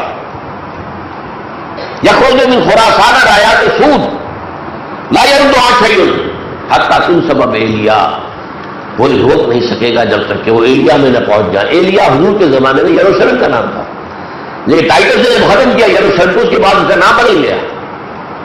ہیڈریان نے جب اس کو دوبارہ آباد کیا ہے تو اس کا نام ایلیا رکھا ہے، حضور کے زمانے میں ایلیا تھا۔ تو حضور نے فرمایا وہ 6 سیدھے جھنڈے ایلیا میں آ کر نصب ہوں گے، جہاں پہ کہ اس وقت جو ہے وہ یہود کے جھنڈے نصب ہوں گے۔ یہ ہے وہ صورتحال کہ جو اب سامنے ہے، اس میں پاکستان کا رول اور خاص طور پر ابھی جو ہمارے ہاں ہوا ہے مالا کنڈ کا معاملہ، بدقسمتی سے بہت غلط رول پاکستان آرمی نے پلے کیا ہے۔ اس میں کچھ جو ہے تحریک طالبان کے بارے میں بھی عرض کروں گا۔ واقعہ یہ ہے کہ تحریک نفاذ شریعت محمدی یہ پرامن تحریک تھی، 1988 سے چل رہی تھی۔ ان کا صرف یہ مطالبہ تھا کہ ہمارے ہاں جب پہلے یہ ریاستیں قائم تھی سوات اور دین وغیرہ، تو یہاں پر شرعی نظام تھا، قاضی ہوتے تھے، مفتی ہوتے تھے، فیصلے ہو جاتے تھے جھٹ پٹ، کوئی ٹائم نہیں لگتا تھا، کوئی تکلیف زیادہ نہیں ہوتی تھی۔ ہمارا وہی جوڈیشل سسٹم ہمیں واپس کر دے۔ 2 دفعہ ایسا ہوا کہ وعدہ کیا گیا صوفی محمد صاحب سے اور پھر جو ہے وعدے سے پھر گئے۔ اس کے بعد صوفی محمد صاحب کو جو لیڈر تھے اصل جیل میں ڈال دیا، 8 سال تک جیل میں ڈالنے رکھا۔ ان کی غیر حاضری میں ان کا جو داماد فضل اللہ تھا وہ ملیٹنٹ ہو گیا۔ وہ تو سیدھی سی بات ہے کہ سیدھی انگلیوں اگر گھی نہیں نکل سکتا تو ٹیڑھی انگلی کر کے نکالنا تو پڑے گا۔ یہاں سے مسئلہ شروع ہوا ہے ملیٹنسی۔ اس میں اب دوسرے لوگ بھی آ کر شریک ہو گئے۔ وہ طالبان جو غیر افغان تھے، عرب تھے، چیچنینز تھے، ازبکس تھے، فلاں تھے فلاں تھے، اور جب افغانستان کے اندر حکومت ختم ہوئی طالبان کی تو وہ آ کر وزیرستان وغیرہ کے اندر پناہ گزین ہو گئے تھے، وہ بھی پہنچ گئے۔ وہ تو اسلامی کے لیے تو آئے ہوئے تھے، گھر سے تو نکلے ہوئے پہلے سے تھے۔ پھر وہاں پر مزید یہ کہ 4 عنصر اور بھی شامل ہو گئے، جرائم پیشہ لوگ، لوٹ مار کرنے والے لوگ، تخریب کاری کرنے والے لوگ، اغوا برائے تاوان کرنے والے لوگ، را کے ایجنٹ، موساد کے ایجنٹ، نیٹو کے ایجنٹ، روس کے ایجنٹ۔ تو ایسی وہاں کھچڑی پکی ہے کہ پھر جو حالات ہو گئے، لیکن یہ کہ جب صلح ہوئی ہے حالات یہ ہو گئے تھے کہ جو سرحد کی حکومت کو صلح کرنی پڑی صوفی محمد صاحب کے ساتھ، اور امن قائم ہو گئے، ٹوٹل امن، 2 مہینے تک امن قائم رہا۔ یہ نوٹ کر لیجیے، کیونکہ آج جو ہے کیونکہ یہ سارے حقائق تو بات بات لوگوں کے سامنے نہیں آتے، جب معاہدہ ہوا تو 2 مہینے تک امن رہا، لیکن اس معاہدے کی توثیق کرنی تھی زرداری صاحب کو، انہوں نے نہیں کی. وہ انتظار کر رہے ہیں. اسی دوران میں ان کے 2 اختلافات بھی ہو گئے پیدا. ایک بات صوفی محمد نے یہ کہی کہ ہمارے ہاں اگر لوور کورٹس ہوں گی شریعت کی بنیاد پر تو ان کے فیصلوں کے خلاف اپیل کے لیے بھی شریعت کورٹ ہوگی، دارالقضاء. ہم آپ کی سپریم کورٹ اور ہائی کورٹ جہاں پر جو علماء نہیں ہیں وہاں اپیل کے لیے نہیں جائیں گے. اور نمبر 2 یہ کہ یہ کہا طالبان نے یا نفاذ شریعت محمدی کے تحریک، اب ہم ہتھیار نہیں رکھیں گے جب تک کہ نظام عدل قائم نہ ہو جائے. یہ 2 دفعہ ہمیں دھوکہ دے چکے ہو، اور دونوں باتیں میرے نزدیک جائز تھیں، ماننا چاہیے تھا. اگر یہ مان لیتے امن ہو گیا تھا اور نفاذ شریعت کا ایک بہت ہی سہج پر امن ایک سلسلہ شروع ہو جاتا. اور یہ مولوی فضل اللہ جو داماد ہے صوفی محمد صاحب کا، یہ ریکارڈ پر اس نے کہا تھا یہ نظام عدل قائم کر دو پھر ہم پاکستانی فوج کے بغیر تنخواہ سپاہی ہوں گے جو تقریب کر رہے ہیں پکڑ کر تمہارے حوالے کریں گے. لیکن اس وقت ہمارے لیے ممکن نہیں ہے. اس وقت جو ہے کہ وہ یوں سمجھیے نا کہ ڈیتھ اینڈ لائف والی مسئلہ ان کا تھا. وہ اگر اس طرح کی کارروائی شروع کر دیتے تو ان کی تو اندر کی انفائٹنگ شروع ہو کر بات ختم ہو جاتی. لیکن اگر آپ نظام عدل قائم کر دیں تو پھر ہم بغیر تنخواہ کے سپاہی ہوں گے پاکستانی فوج کے، اور ہم خود یہ جو تقریب کار آ گئے نیٹو اور موساد اور خاد اور را کے ایجنٹ آ گئے، پاکستان کو ڈسٹیبلائز کرنا چاہتے ہیں. ان کی تقریب کاریوں کی وجہ سے نتیجہ کیا نکلا ہے کہ پاکستان کی رائے عامہ جو ہے اس نے یہی سمجھایا پھر کہ واقعی یہ تو جنگ جو ہے امریکہ کی نہیں ہے، تو ہماری اپنی جنگ ہے، ہمیں لڑنی پڑے گی. یہ جو خود کش حملے ہو رہے ہیں، یہ جو بربادیاں ہو رہی ہیں، تباہ ہو رہا ہے سارا معاملہ، اس بنا پر پھر رائے بن گئی. آخر پبلک کی رائے جو ہے بنتی ہے نا. لیکن یہ کہ اگر یہ شکل نہ ہوتی، میرا قول یہ ہے اگر تحریک طالبان جو ہے منظم ہوتی، ان کا ڈسپلن ہوتا، ان کے کادرز ہوتے، ان کی ٹریننگ ہوتی، تو وہ ظاہر بات ہے کہ پھر وہ اپنے حلقے کے اندر ایسا کام نہ ہونے دیتے. انہیں کنٹرول کرنا چاہیے، ان کی ذمہ داری تھی. اور نہیں کر سکے، کیوں نہیں کر سکے؟ اس لیے کہ تنظیم، ڈسپلن، تربیت یہ اس مراحل سے گزرے نہیں تھے. اس حوالے سے وہ وہاں پر گویا کہ ذمہ داری بن جاتی ہے ان کی کہ وہ تخریب کاروں کو اگر نہیں روک سکے تو ان کی ذمہ داری ہے، جس کی وجہ سے پاکستانی عوام اور پاکستانی فوج کے لوگ بھی، افسر بھی، جوان بھی، یہ اگر ایسا نہ ہوتا تو ہرگز جو ہے اس آرمی ایکشن کو لے اس کے اندر حصہ نہ لیتے. آخر اپنا ملک ہے، اپنے لوگ ہیں. بہرحال یہ صورتحال جو ہے مالا کنڈ کی وہ میں نے آپ کے سامنے رکھ دی ہے. اب آئیے آخری بات، بچاؤ کا راستہ کیا ہے. اس سے پہلے ذرا یہ نوٹ کر لیجیے، میں نے کہا تھا خارجی میں Bharat number 1، Europe Asian onslaught number 2، یہ فائنل کروسیڈ جو میں نے آپ کے سامنے رکھ دیا، جو اگست 2001 کا پرچہ ہے، 9/11 سے 1 مہینے پہلے کا. یہ ساری چیزیں حقائق ہیں جو آپ کے سامنے آئے ہیں.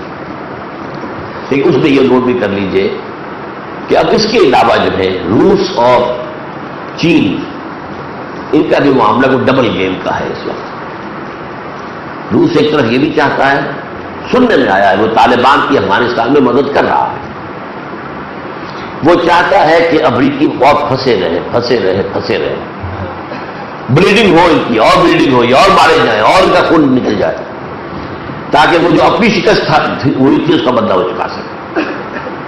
لیکن ظاہر بات ہے کہ وہ یہ بھی نہیں چاہیں گے کہ یہاں اسلام آ جائے، اس لیے کہ اس کا نتیجہ کیا نکلے گا؟ سینٹرل ایشین ریپبلکس کے اندر یہ روسی ترکستان کہلاتا تھا نا، اور ادھر چچلیا وغیرہ اس کے ساتھ اور بھی علاقے ہیں جس کے اندر پھر اسلام جو سر اٹھائے گا. چین کا معاملہ بھی یہ ہے، ہمارا دوست ہے لیکن ساتھ ہی اسے شدید خطرہ ہے. یہاں سے اگر اسلامی فنڈامنٹلزم کی فضا ابھرتی ہے تو اسے خطرہ ہے، سنکیال کا خطرہ ہے. آپ کے علم میں شاید نہ ہو یہ بات کہ چین نے ایک دفعہ پاکستان کی حکومت کو حکم دے کر یا درخواست کر کے تمام سندھ کے عام کے نوجوان جو پاکستان کے عربی مدارس میں تعلیم یافتہ تھے ان سب کو گرفتار کروایا اور ہینڈ اوور کروایا پاکستان نے، وہ کر دیا اور انہوں نے جا کے وہاں گولی مار دی تھی.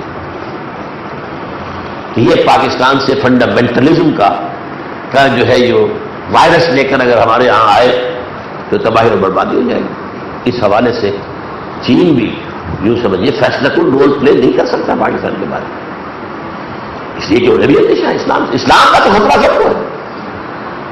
تو اس حوالے سے اب جو میں ان سے کر رہا ہوں، واحد راستہ کیا ہے پاکستان میں اسلامی انقلاب برپا کرنا. لیکن آج میں کھل کر کہہ رہا ہوں یہ اس روئے ارضی کے اوپر اور آسمان کی چھت کے نیچے کا مشکل ترین کام، یہ آسان نہیں، مشکل ترین. اس لیے کہ نمبر ایک، جملہ ابلیسی قوتیں جن و انس وہ اسلام کے خلاف ان چوٹی کا زور لگا رہے، وہ تو راستہ روکیں گے. ابلیس کا جو چیلنج قرآن مجید میں کتنے دفعہ آ چکا ہے. پھر وہ جو اقبال نے کہا تھا کہ دنیا کو ہے پھر مارتا ہے روح بدن پیش، تہذیب نے پھر اپنے دندوں کو ابھارا، اللہ کو پابندی مومن پہ بھروسہ، ابلیس کو یورپ کی مشینوں کا سہارا. یہ یورپ کی مشینیں کیسی کیسی ہیں، ان کے ہتھیار کیسے ہیں، ہر جنگ کے اندر نیا ہتھیار لے کر آتے ہیں. افغانستان کی جنگ روس کی شکست ہرگز نہ ہوتی اگر سنگل میزائل نہ آیا ہوتا، ناممکن تھا. اور پہلی جنگ جو تھی جو عراق کے خلاف لڑی ہے 1991 میں، وہ اگر اسکڈ میزائل جو تھے صدام کے، ان کو راستے میں روکنے والے پیٹریاٹ کے میزائل نہ آ گئے ہوتے تو وہ بھی استعمال ہو کر اور اسرائیل کا بیڑا غرق ہو جاتا.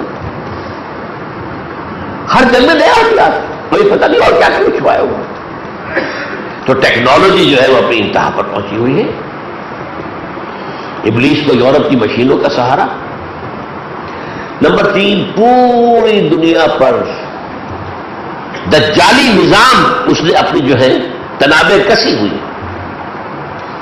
انسانی حاکمیت، اللہ کو چھوڑو، یہ کیا تم کا جو اللہ کا حکم، اللہ کی شریعت، لیمٹ، ہم خود حاکم ہیں، we are sovereign, sovereignty of the people.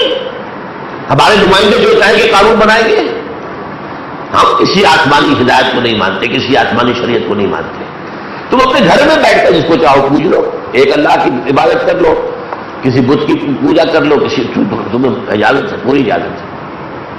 اسی طریقے سے سود اور اسپیکولیشن، اس کی بنیاد پر کیپٹلزم پوری دنیا کے اندر تانا بانا. اور پھر جو ہے کہ تیسری جو طے ہے اس دجالیت کی، وہ بھی ذرا عالم اسلام پر اتنی پوری طریقے سے نہیں آئی ہے، لیکن بلین ڈالرز خرچ ہو رہے ہیں این جی اوز کے ذریعے سے ہماری تہذیب کو ختم کرنے کی. وی ول لیو، عورتوں کی آزادی نکالو عورتوں سے. یہ سارا کچھ کیوں ہو رہا ہے؟ یہ سب جو ہے پوری دنیا پر دجالی نظام کا تسلط ہے. اور چوتھی بات یہ، خود امت مسلمہ کا حال دینی اور اخلاقی اعتبار سے کچھ اچھا نہیں ہے. اقبال نے بہت حقیقت پسندی کا ثبوت دیا. وہ ابلیس کی مجلس شورا میں، جانتا ہوں میں یہ امت حامل قرآن نہیں ہے وہی سرمایہ داری بندہ مومن کا دین. جانتا ہوں میں کہ مشرق کی اندھیری رات میں بے ید بیضا ہے پیران حرم کی آس میں. عصر حاضر کے تقاضاؤں سے ہے لیکن یہ خوف ہو نہ جائے آشکارا شرع پیغمبر پہ. اب وہ تقاضا سامنے آ رہا ہے. امریکن اکانومی کا جو بیڑا غرق ہوا ہے اور ہو رہا ہے، اور انٹرسٹ کے خلاف یہ بات سامنے اب آ رہی ہے، سود کے خلاف، تو کدھر جائیں گے؟ کوئی نہ کوئی انقلاب تو آئے گا، کوئی نہ کوئی تبدیلی تو آئے گی. یہ دنیا کے اندر کوئی نیا نظام کہاں سے آئے گا؟ اب تو نظام ایک ہی ہے، وہ بھی جانتے ہیں نظام ایک ہی ہے. وہ جو بھی کتاب لکھی تھی جو تہذیبوں کا تصادم، کلیش آف سیویلائزیشن. اس کے بعد ایک اور کتاب آ چکی ہے کلیش آف سسٹمز. نظام دو ہی ہے، یا مغرب کا نظام ہے یا اسلام کا نظام ہے. اسی لیے جیسے کہ میں نے آپ کو بتایا وہ کسی قیمت پر بھی گوارا کرنے کو تیار نہیں کہ کہیں اسلام کا نظام ظاہر ہو جائے، اس کی برکات ظاہر ہو جائیں، ہو نہ جائے آشکارا شرع پیغمبر کا یہ اصل حاضر کے تقاضاؤں میں سے. لیکن دوسری طرف کچھ چیزیں جو ہیں وہ حوصلہ افزا اور امید افزا بھی ہیں. یہ میں نے آپ کو مایوسی والی پہلی چیزیں دکھائی ہیں. اب امید کی جو کرنے ہیں. نمبر 1، دنیا اب دوبارہ یونیپولر سے ملٹی پولر کی طرف بڑھ رہی ہے. یورپ میں اپنا ایک پاور پوٹینشیل ڈیولپ ہو رہا ہے. وہ امریکہ کے دوست بھی ہیں اور وہاں مقابل بھی ہیں. رشیا اور چائنا مل کر ایک اور ایکسس بنا رہے ہیں. تو یہ ملٹی پولر کی طرف، یہ جو امریکہ کا جو دماغ خراب ہوا تھا یو ایس ایس آر کے ختم ہونے کے بعد کہ اب ہم ہی ہم ہیں، انا ولا غیری، ابھی ہم ہیں، اب کوئی ہے ہی نہیں، وہ زیادہ دیر تک چلنے والی بات نہیں ہے. امریکہ کی اپنی معیشت جیسے کہ میں نے عرض کیا ہے زبوحالی سے دو چار ہے.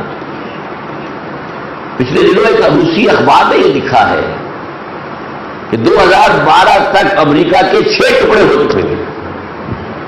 اللہ جانے، ہمارے بارے میں تو یہ خبریں آتی رہتی ہیں، لیکن اب یہ خبریں ادھر بھی آنی شروع ہو گئی ہیں. آخر انہوں نے ہمیشہ کا پٹا نہیں لکھوایا ہوا.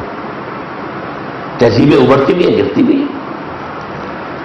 کبھی برطانیہ سپریم پاور آن ارتھ تھا، اس کے بعد آج کیا حیثیت، اس کچھ بھی نہیں تھا. کبھی اس کی سلطنت پر کبھی سورج غروب نہیں ہوتا تھا، لیکن آج کیا ہے، تو یہ تو ہوتا ہے. تلک الایام نداولها بین الناس. یہ دن جو ہے ہم الٹ پھر کرتے رہتے ہیں لوگوں میں، کسی کا عروج ہوا، کسی کا زوال ہوا. نمبر 3، پورے عالم اسلام کے اندر احیاء اسلام کا ایک جذبہ پیدا ہو چکا. یہ جذبہ ہے ایک ہی جذبہ، کہیں واضح کہیں مبہم، ہے ایک ہی نغمہ، کہیں اونچا کہیں مدھم. پورے عالم اسلام میں ہے، انڈونیشیا سے لے کر یہ بش کی زبان پر یہ الفاظ آ گئے. میں حیران ہوا، ہمارے تو ذہن میں کبھی ہسپانیہ آیا ہی نہیں. ہسپانیہ is thing of the past. 500 برس ہوئے وہاں سے مسلمانوں کو نکلے ہوئے. 1492 کے اندر فال آف گرینڈا ہوا ہے. اب تو سمجھیے کہ 520 برس ہو گئے.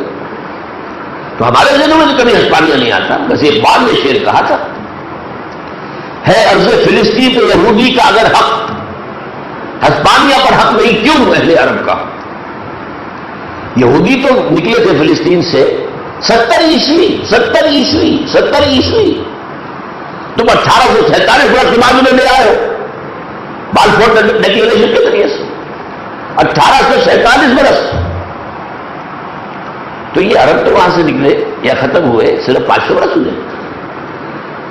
تو ہے ارض فلسطین پہ یہودی کا اگر حق، ہسپانیہ پہ حق نہیں کیوں اہل عرب کا. لیکن باہر ہمارے ذہن میں نہیں تھا، لیکن وہ دیکھ رہا ہے. ابلیس کی نگاہ دور تک جاتی ہے. یہ ان کا جو $1 نوٹ ہے، کبھی آپ نے دیکھا ہو، کیونکہ یہودیوں نے آ کر وہاں پر ڈالر بنایا ہے، وہیں پر بینک بنائے ہیں، سارا کام تو ان کا ہی ہے. وہاں پیرامڈ کی شکل بنی ہوئی ہے. احرام مصر، امریکیوں کا کیا تعلق ہے پیرامڈ سے؟ ہاں، یہودیوں کی ہڈیاں جو ہے وہاں دفن ہیں. احرام کی تعمیر کے اندر جو ہے اگر کوئی چٹان گرتی تھی تو سینکڑوں یہودی جو ہے اس کے نیچے ٹس جاتے تھے، اور اس کے اوپر ایک آنکھ بنی ہوئی ہے، دجال کی ایک آنکھ. میں حیران ہوتا ہوں کس نے ڈیزائن کیا، کیوں کیا. اور نیچے کیا لکھا ہوا، آرڈرس نوڈس سیکولورم، نیو ورلڈ آرڈر. یہ نیو ورلڈ آرڈر یہودیوں کی اصطلاح ہے. اور جو پہلی خلیجی جنگ تھی اس کے فوراً بعد سینئر بش نے کہا تھا اب وقت آ گیا ہے نیو ورلڈ آرڈر کا. اور جو جونیئر بش تھا اس نے کہا ہے یہ کروسیڈ ہے، دی فائنل کروسیڈ، جس کے لیے میں یہ ڈاکومنٹ آج آپ کے سامنے پیش کر چکا ہوں. اس حوالے سے تو پورے عالم اسلام میں ایک جذبہ ہے، اگرچہ اس میں جو ہے طریقہ کار کے معاملے کے اندر لوگوں کے ذہن واضح نہیں ہے. ابھی بہت کم پیمانے پر یہ بات ہم پھیلا سکے ہیں، اگرچہ ہم نے کوشش کی ہے کہ انقلاب ضروری کا منہاج جو ہے وہ اختیار کرنا چاہیے، اس کے بغیر کوئی چارہ کار نہیں. نمبر 4، حضور کی پیشن گوئیاں ہیں، وہ صادق المصدوق. حضور نے تو بتایا قیامت سے قبل پوری دنیا پر اسلام کا غلبہ ہوگا. حضور نے تو فرمایا ہے، حضرت ثوبان کی روایت ہے مسلم شریف کی، ان اللہ زوالی الارض، اللہ نے میرے لیے ساری زمین کو لپیٹ دیا. فرائض تو مشارقہ و مغاربہ، میں نے سارے مشرق دیکھ لیے، سارے مغرب دیکھ لیے. وَإِنَّ أُمَّتِي سَيَبْلُغُ مُلْكُهَا مَا ذُوِّيَ مِنْهَا، اور سن لو میری امت کی حکومت ان سارے علاقوں پر قائم ہوگی جو اللہ نے لپیٹ کر مجھے دکھا دی. ہمارے لیے تو کسی شک کی گنجائش نہیں ہے، ہمارے لیے امید افزا ہے. یہ خلافت جو ہے وہ آئے گی، پوری دنیا میں آئے گی. خلافت اللہ من حاضر نبوہ، دنیا کا خاتمہ ہو ہی نہیں سکتا جب تک کہ پوری دنیا میں حضور صلی اللہ علیہ وسلم کا لایا ہوا نظام دنیا میں قائم نہ ہو. وہ ہوگا. ابلیس بھی ڈر رہا ہے، ابلیس کے چیلے چانٹے بھی ڈر رہے ہیں، بش بھی ڈر رہا ہے، روس بھی ڈر رہا ہے، چین بھی ڈر رہا ہے. وہ تو سب کو ڈر ہے کہ اسلام اگر کہیں ظاہر ہو گیا، سامنے آ گیا تو ہم کہاں رہیں گے. اور پھر سب سے بڑی بات، سول سپریم پاور آن ارتھ چاہے امریکہ ہو، اور ہے اب عارضی طور پر، زیادہ دیر کے لیے نہیں، لیکن civil supreme power of the universe تو اللہ ہے. ان کے نقشے اپنے گھر رہ جائیں گے. ٹھیک ہے، مگر اللہ واللہ خیر الماکرین. انہوں نے اپنی سی چالیں چلی، اللہ تعالیٰ نے اپنی چال چلی. اللہ سے بہتر کون ہوگا چال چلنے والا؟ ہوگا کیا؟ وہ تو جو اللہ چاہے گا وہ ہوگا. اور ظاہر بات ہے، ہاتھ ہے اللہ کا، بندہ مومن کا ہاتھ. بندہ مومن کا ہاتھ جو ہے حدیث میں موجود ہے کہ میرا بندہ نوافل کے ذریعے سے میرا قرب حاصل کرتا رہتا ہے، یہاں تک کہ میں اس کے ہاتھ بن جاتا ہوں جن سے وہ پکڑتا ہے، آنکھیں بن جاتا ہوں جن سے وہ دیکھتا ہے، کان بن جاتا ہوں جن سے سنتا ہے، پاؤں بن جاتا ہوں جن سے وہ چلتا ہے. تو ان تنصروا اللہ ینصرکم ویثبت اقدامکم. اے مسلمانوں، اگر تم اللہ کی مدد کرو گے وہ تمہاری مدد کرے گا اور تمہارے قدم جما دے گا. اب یہ ہے کہ عملی اقدامات کیا ہے. نمبر 1، توبہ. لیکن توبہ کلامی تسبیح والی توبہ نہیں، توبۃ النصوح، خلوص قلب کے ساتھ اللہ کی جناب میں توبہ. آپ کی معیشت میں، معاشرت میں کوئی شے اسلام کے خلاف ہے، نکال پھینکے، ختم کر. اللہ سے کہے اللہ اب تک جو خطا ہو گئی معاف فرما دے، آئندہ تیری شریعت کے خلاف کوئی قدم نہیں اٹھے گا. توبۃ النصوح. نمبر 2، ایمان. لیکن ایمان کون سا؟ اقرار باللسان والا نہیں، یقین قلبی والا، اور وہ بھی اس کے اندر جس میں کہ فہم ہو، تفقہ ہو. قل هذه سبیلی ادعو الی اللہ علی بصیرۃ انا ومن اتبعنی، علی وجہ البصیرۃ بلا رہا ہوں تمہیں. وہ ایمان. یہ جان لیجیے اچھی طرح، جب کہ حال نہیں بن جائے گا انسان کا، ایمان حال بن جائے، قال نہ رہے، حال بن جائے، اس وقت تک یہ کام نہیں کرتا. مشکل کام میں پہلے کہہ چکا ہوں، اس زمین کے اوپر آسمان کی چھت کے نیچے مشکل ترین کام ہے. انبیاء کرام میں سے بھی صرف حضور کے دست مبارک سے یہ کام ہوا. نہ ابراہیم کے ہاتھوں ہوا، نہ موسیٰ کے، نہ عیسیٰ کے علیہ السلام. ہونا ہے، اور میں کبھی نہ مانتا کہ دوبارہ ہو سکتا ہے اگر حضور کی سبھی پیشن گوئیاں نہ ہوتی. کیسے ہو سکتا ہے؟ حضور تو رسول تھے، آپ کے ذریعے سے ہوا، ہم کیسے کریں؟ نہیں، فرمایا ہوگا. اور اسی لیے حضور کی جدوجہد میں بھی آپ کو معجزات کا عمل نہ ہونے کے برابر نظر آئے گا. کیا کبھی صاحبان کا سایہ ہوا مسلمان فوج کے اوپر جو یہودیوں کے اوپر ہوا؟ کیا کبھی من و سلوا اتارا گیا آسمان سے رزق مسلمانوں کے لیے جو یہودیوں کے لیے اتارا گیا؟ کیا کسی جگہ پر سمندر پھاڑ کر جگہ دی گئی؟ تو حضور نے تو جد و جہد، محنت، مشقت، قربانی، جانیں دے کر حضور کا اپنا خون گیا ہے. آپ کو معلوم ہے کہ احد کے دامن میں بھی خون کی دندی نکلی ہے آپ کے یہاں کی رخسار مبارک کی ہڈی سے. اتنا خون گیا ہے کہ آپ بے ہوش ہو گئے. پھر سینکڑوں صحابہ نے جانے دی. تو ایمان یقین والا ایمان، لیکن ایمان علی وجہ البصیرت ایمان. نمبر 3، غور سے میری بات کو سنیے. زندگی کا مقصد واحد اعلاء کلمت اللہ، یہ اگر نہیں ہوتا شعوری طور پر کوئی شے مقصد میں نہ ہو، ٹھیک ہے پیٹ لگا ہوا ہے، کچھ نہ کچھ بھاگ دوڑ کرنی ہے، لیکن کم سے کم اپنے آپ کو ریلیز کرو. انفاق وقت، انفاق مال، انفاق نفس اللہ کی راہ میں خرچ کرو.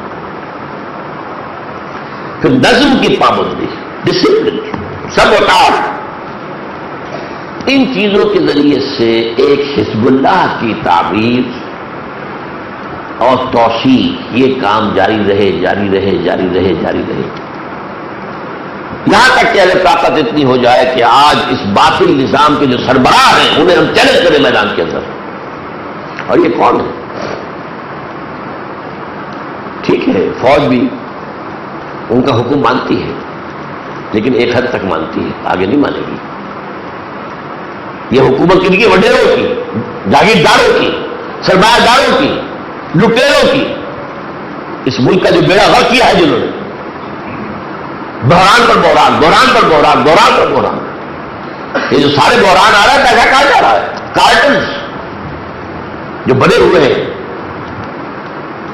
ان کے خلاف میدان میں آنا ہوگا. ہاں کیونکہ حکومت ان کے پاس ہے، وہ پولیس کو اور فوج کو بھی استعمال کریں گے، تشدد ہوگا، جان دینے کے لیے تیار ہے. شہادت ہے مطلوب و مقصود مومن، نہ مال غنیمت نہ کشور کشائی. اس کے لیے تیار ہے، یہی تو مطلوب ہے، یہی تو مقصود ہے. آپ ذرا غور تو کیجیے.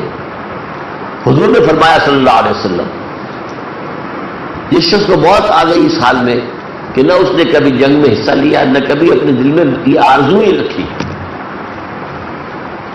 فقط مات علی شعبۃ من النفاق، تو اس کی موت ایک طرح کی منافقت پر ہوئی. آخر کیا بات تھی کہ حضور فرماتے ہیں لوددت ان اقتل فی سبیل اللہ ثم احیا ثم ابتلا ثم احیا ثم ابتلا. میری بڑی خواہش ہے، بڑی آرزو ہے، میں اللہ کی راہ میں قتل ہو جاؤں، پھر زندہ کیا جاؤں، پھر قتل ہو، پھر زندہ کیا جاؤں، پھر قتل. رسول قتل ہو نہیں سکتا، یہ اللہ کا قانون. میں اور میرے رسول غالب آ کر رہے، ورنہ حضور کی تو خواہش ہے. اگر بصورت دیگر، آخری بات کر رہا ہوں، ممکن ہے جس تباہی کے کنارے تک ہم پہنچ چکے ہیں شاید اب اس سے واپسی نصیب نہ ہو. کنتم علی شفا حفرۃ من النار. حالات جس طرح مایوس کو نہیں، امریکہ جس طرح آپ کے لبوں پہ گھس چکا. اندازہ تو کیجیے. اب جو ایمبیسی کی ایکسٹینشن ہو رہی ہے، میرینز وہاں پر رہیں گے، ایف بی آئی کے لشکر آ رہے ہیں، بلیک واٹر چلے آ رہے ہیں. پچھلے دنوں ایک اخبار نے بتایا ہے کہ بن قاسم کی بندرگاہ پر خاص قسم کے وہیکل جو ہے اتر رہے ہیں مسلسل جہازوں سے. وہ جس طرح کے آپ نے ہمویز جن کو کہا گیا ہے، عراق کے اندر خاص طرح کی جیپیں ایجاد کر کے وہاں پر استعمال کی گئی ہیں، وہ آ رہی کہاں جا رہی ہے؟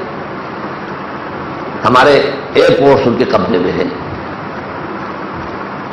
200 مکان اب جو ہے، یہ تو ان کے کہنے کے مطابق 200 ہیں، کتنے ہیں یہ تو اسلام آباد میں لے رہے ہیں، وہ پشاور میں کتنے لے چکے ہیں، کیا کر رہے ہیں؟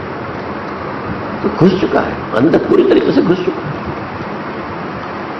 ابھی آج صبح مجھے ایک صاحب نے، وہ بڑے پڑھے لکھے آدمی ہیں، کرمنالوجسٹ ہیں، جرائم کی تحقیق کرنے میں اسپیشلسٹ، انہوں نے اپنا رائٹ اپ دیا ہے کہ یہ تو بڑی تیزی کے ساتھ اب معاملہ جو ہے امریکہ جو ہے بہت جلد آخری وار کرے گا.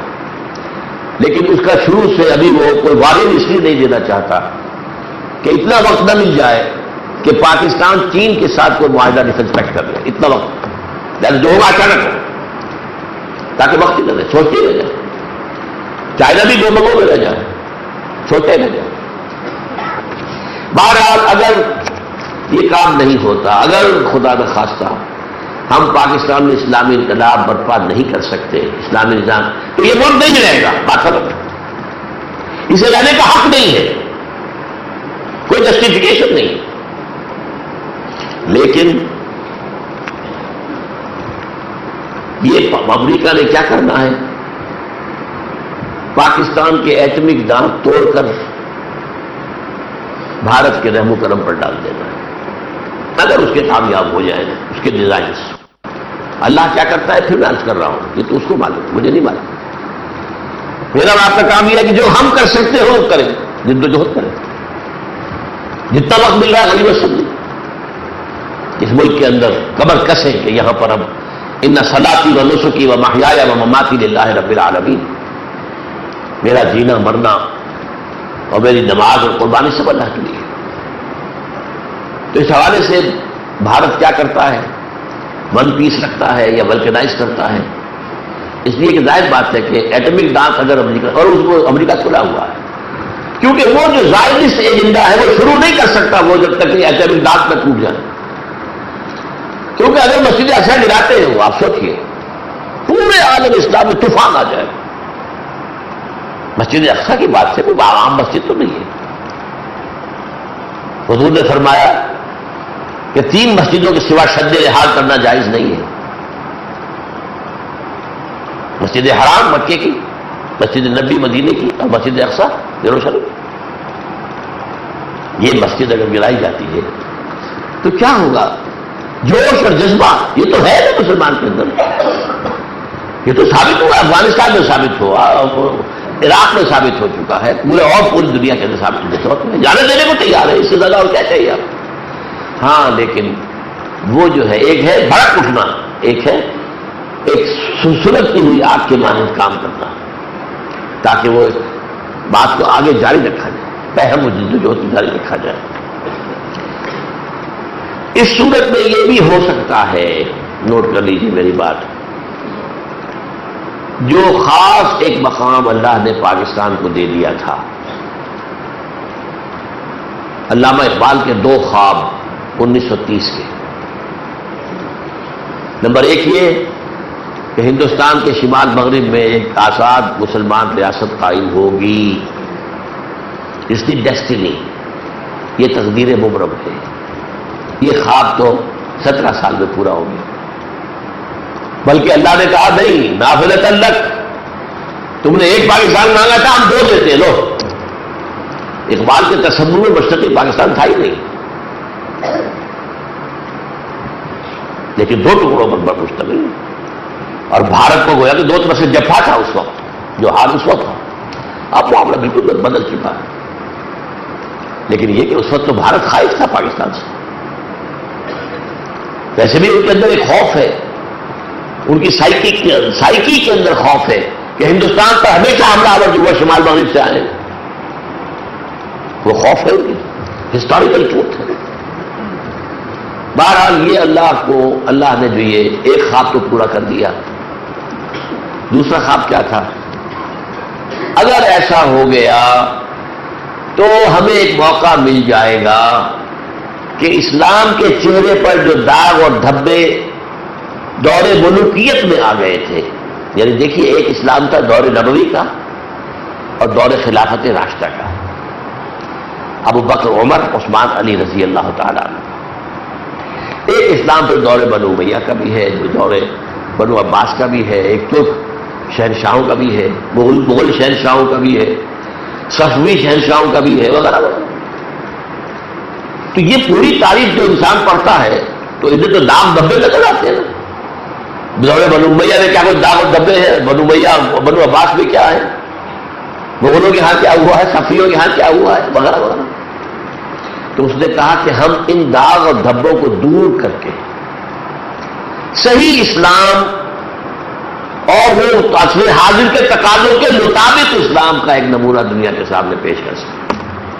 ہو سکتا ہے کہ اللہ تعالیٰ پاکستان سے اس اعزاز کو چھین کر یا تو ایکسکلوسیولی افغانستان کو دے دیں. میں گواہی پیش کر چکا ہوں، حضور کی گواہی ہے. یا خروج من خراسان آیات رسول، خراسان سے سیاہ جھنڈے لے کر فوجیں چلے گی. لا یلدھا شیء، کوئی طاقت ان کا منہ نہیں موڑ سکے گی. حتیٰ تنصب بایلیاء، یہاں تک کہ وہ ایلیا میں بیت المقدس میں جا کر جھنڈے کاٹ دیے جائیں. اور ٹوائنبی کی بات میں آپ کو بتا چکا ہوں. افغانستان میں ملک ہے جس میں صحیح اسلامی تہذیب موجود ہے بنیادی، اور وہیں سے اسلامی تہذیب کا ریسرجنس ہوگا. تو کیا ہو سکتا ہے اللہ تعالیٰ یہ اعزاز نے ہمیں دیا تھا، ملک بنا دیا تھا، ہم یہاں عہد حاضر کی جدید ترین دفاع عامہ والی بہترین اعلیٰ ترین اقدار ویلیوز اور اسلام، اللہ کی کتاب اور اس کے رسول کی سنت پر مبنی نظام قائم کر دیتے تو پوری دنیا کے اندر یہ ہمارا بہت بڑا اعزاز ہوتا، بہت بڑا اکرام ہوتا، اللہ تعالیٰ کی طرف سے بہت بڑا مقام مل جاتا. لیکن جیسا کہ میں نے کہا، اگر ہم محروم رہ گئے، اگر کہہ رہا ہوں اللہ کرے کہ نہ ہو، لیکن اگر رہ جاتے تو ہو سکتا ہے کہ یہ احساس، میں نے اس لیے آخری آیت کیا پڑھی تھی، ان تتولوا یستبدل قوما غیرکم، اگر تم نے پیٹھ دکھا دی اللہ تمہیں ہٹا کر کسی اور قوم کو لے آئے. تو ہو سکتا ہے کہ افغانستان کو اعزاز مل جائے. اور اس سے بھی زیادہ تلخ بات کہنے لگوں، آخری بات، ہو سکتا ہے یہ اعزاز ہندو کو مل جائے. ہو سکتا ہے اگر پاکستان جیسا کہ نقشہ ہے، امریکہ جس طرح پاکستان کو ڈال دینا چاہتا ہے بھارت کے سامنے. کونڈولیزا رائس جو تقریب کا جو دورہ کر کے گئی تھی بھارت اور پاکستان دونوں کا، اس وقت کی سیکرٹری آف اسٹیٹ بش کی، اس نے جا کر تقریر کی تھی واشنگٹن میں، پاکستان کے مستقبل کا فیصلہ ہم اور بھارت مل کر کریں گے. شی از آن ریکارڈ. میں تو ادھر ادھر کی باتیں تو نہیں کر رہا. تو اگر خدا نہ خواستہ ایسا ہو اور بھارت کو ایک دفعہ جو اس کے سینے کا ناسور ہے نا پاکستان، اگر کہیں ایک مرتبہ وہ منتقل ہو جائے، ہو سکتا ہے وہ اسلام لے آئے. داخل انسان ہے. اور میرا اپنا تصور تو یہ ہے کہ ہندوؤں کے یہاں برہما کا تصور حضرت ابراہیم کی بدلی ہوئی شکل ہے.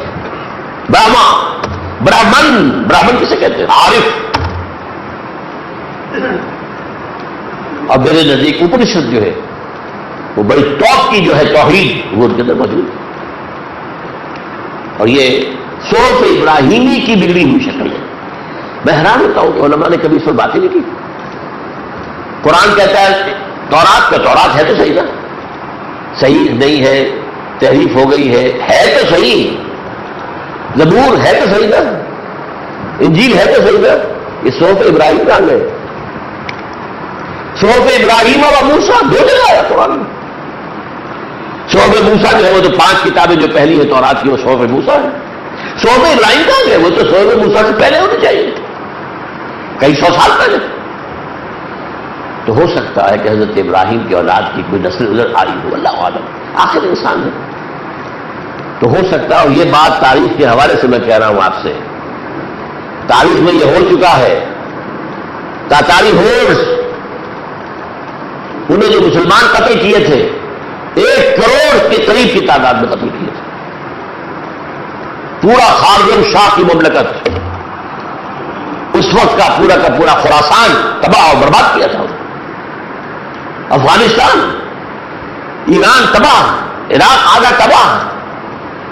ایسا بھی ہوا ہے کہ ایک گاؤں یا ایک بستی کے لوگوں کو قتل عام کیا گیا، پھر وہاں کے لوگوں کی صرف گردنیں علیحدہ کر لی گئی، سریاں، اور ان سریوں کو جمع کر کے ایک ٹیلا بنایا گیا پہاڑی، اور اس کے اوپر تخت بچھا کر کسی تاتاری وحشی سردار نے شراب پی. یہ بھی ہوا. لیکن پھر وہی تاتاری اسلام لے آئے. ہے آیا فتنہ تاتار کے افسانے سے پاسباں مل گئے کعبے کو صنم خانے سے. اللہ کی قدرت سے تو بعید نہیں ہے. اسلام کا غلبہ ہونا ہے. اور یہ جو حدیث ہے حضور کی جس میں آتا ہے کہ میرے عرب کو آئی ٹھنڈی ہوا جہاں سے، میرا وطن وہی ہے، میرا وطن وہی ہے، اس میں تو لفظ ہند ہے نا، پاکستان کا نام تو نہیں تھا وہاں. حدیث میں پاکستان کا نام تو نہیں آیا. ہند، لیکن ہند میں سے اللہ نے یہ کاٹ کر ہمیں ٹکڑا دے دیا تھا کہ ہم اس کے اہل ثابت نہیں ہوئے، ہم ناکام ہوئے۔ ہاں توبہ کریں، گڑ گڑائیں، اللہ سے مہلت مانگیں، عزم مصمم کریں، کمر کسیں، جد و جہد کریں، شاید اللہ چمن کے مالی اگر بنا لے موافق اپنا مزاج، اب بھی چمن میں آ سکتی ہے پلٹ کر چمن سے روٹھی بہار اب بھی۔ اللہ تعالیٰ مجھے اور آپ کو سب کو اس کی توفیق عطا فرمائے۔ اللہ کرے کہ جو بات ہے وہ آپ کے دل میں جو ہے اتر گئی ہو، اور آپ اپنی عملی زندگی کے اندر اس کی روح سے، اس کی روشنی میں تبدیلی لانے کی کوشش کریں۔ اقول قولی ھذا واستغفر اللہ لی ولکم ولسائر المسلمین والمسلمات۔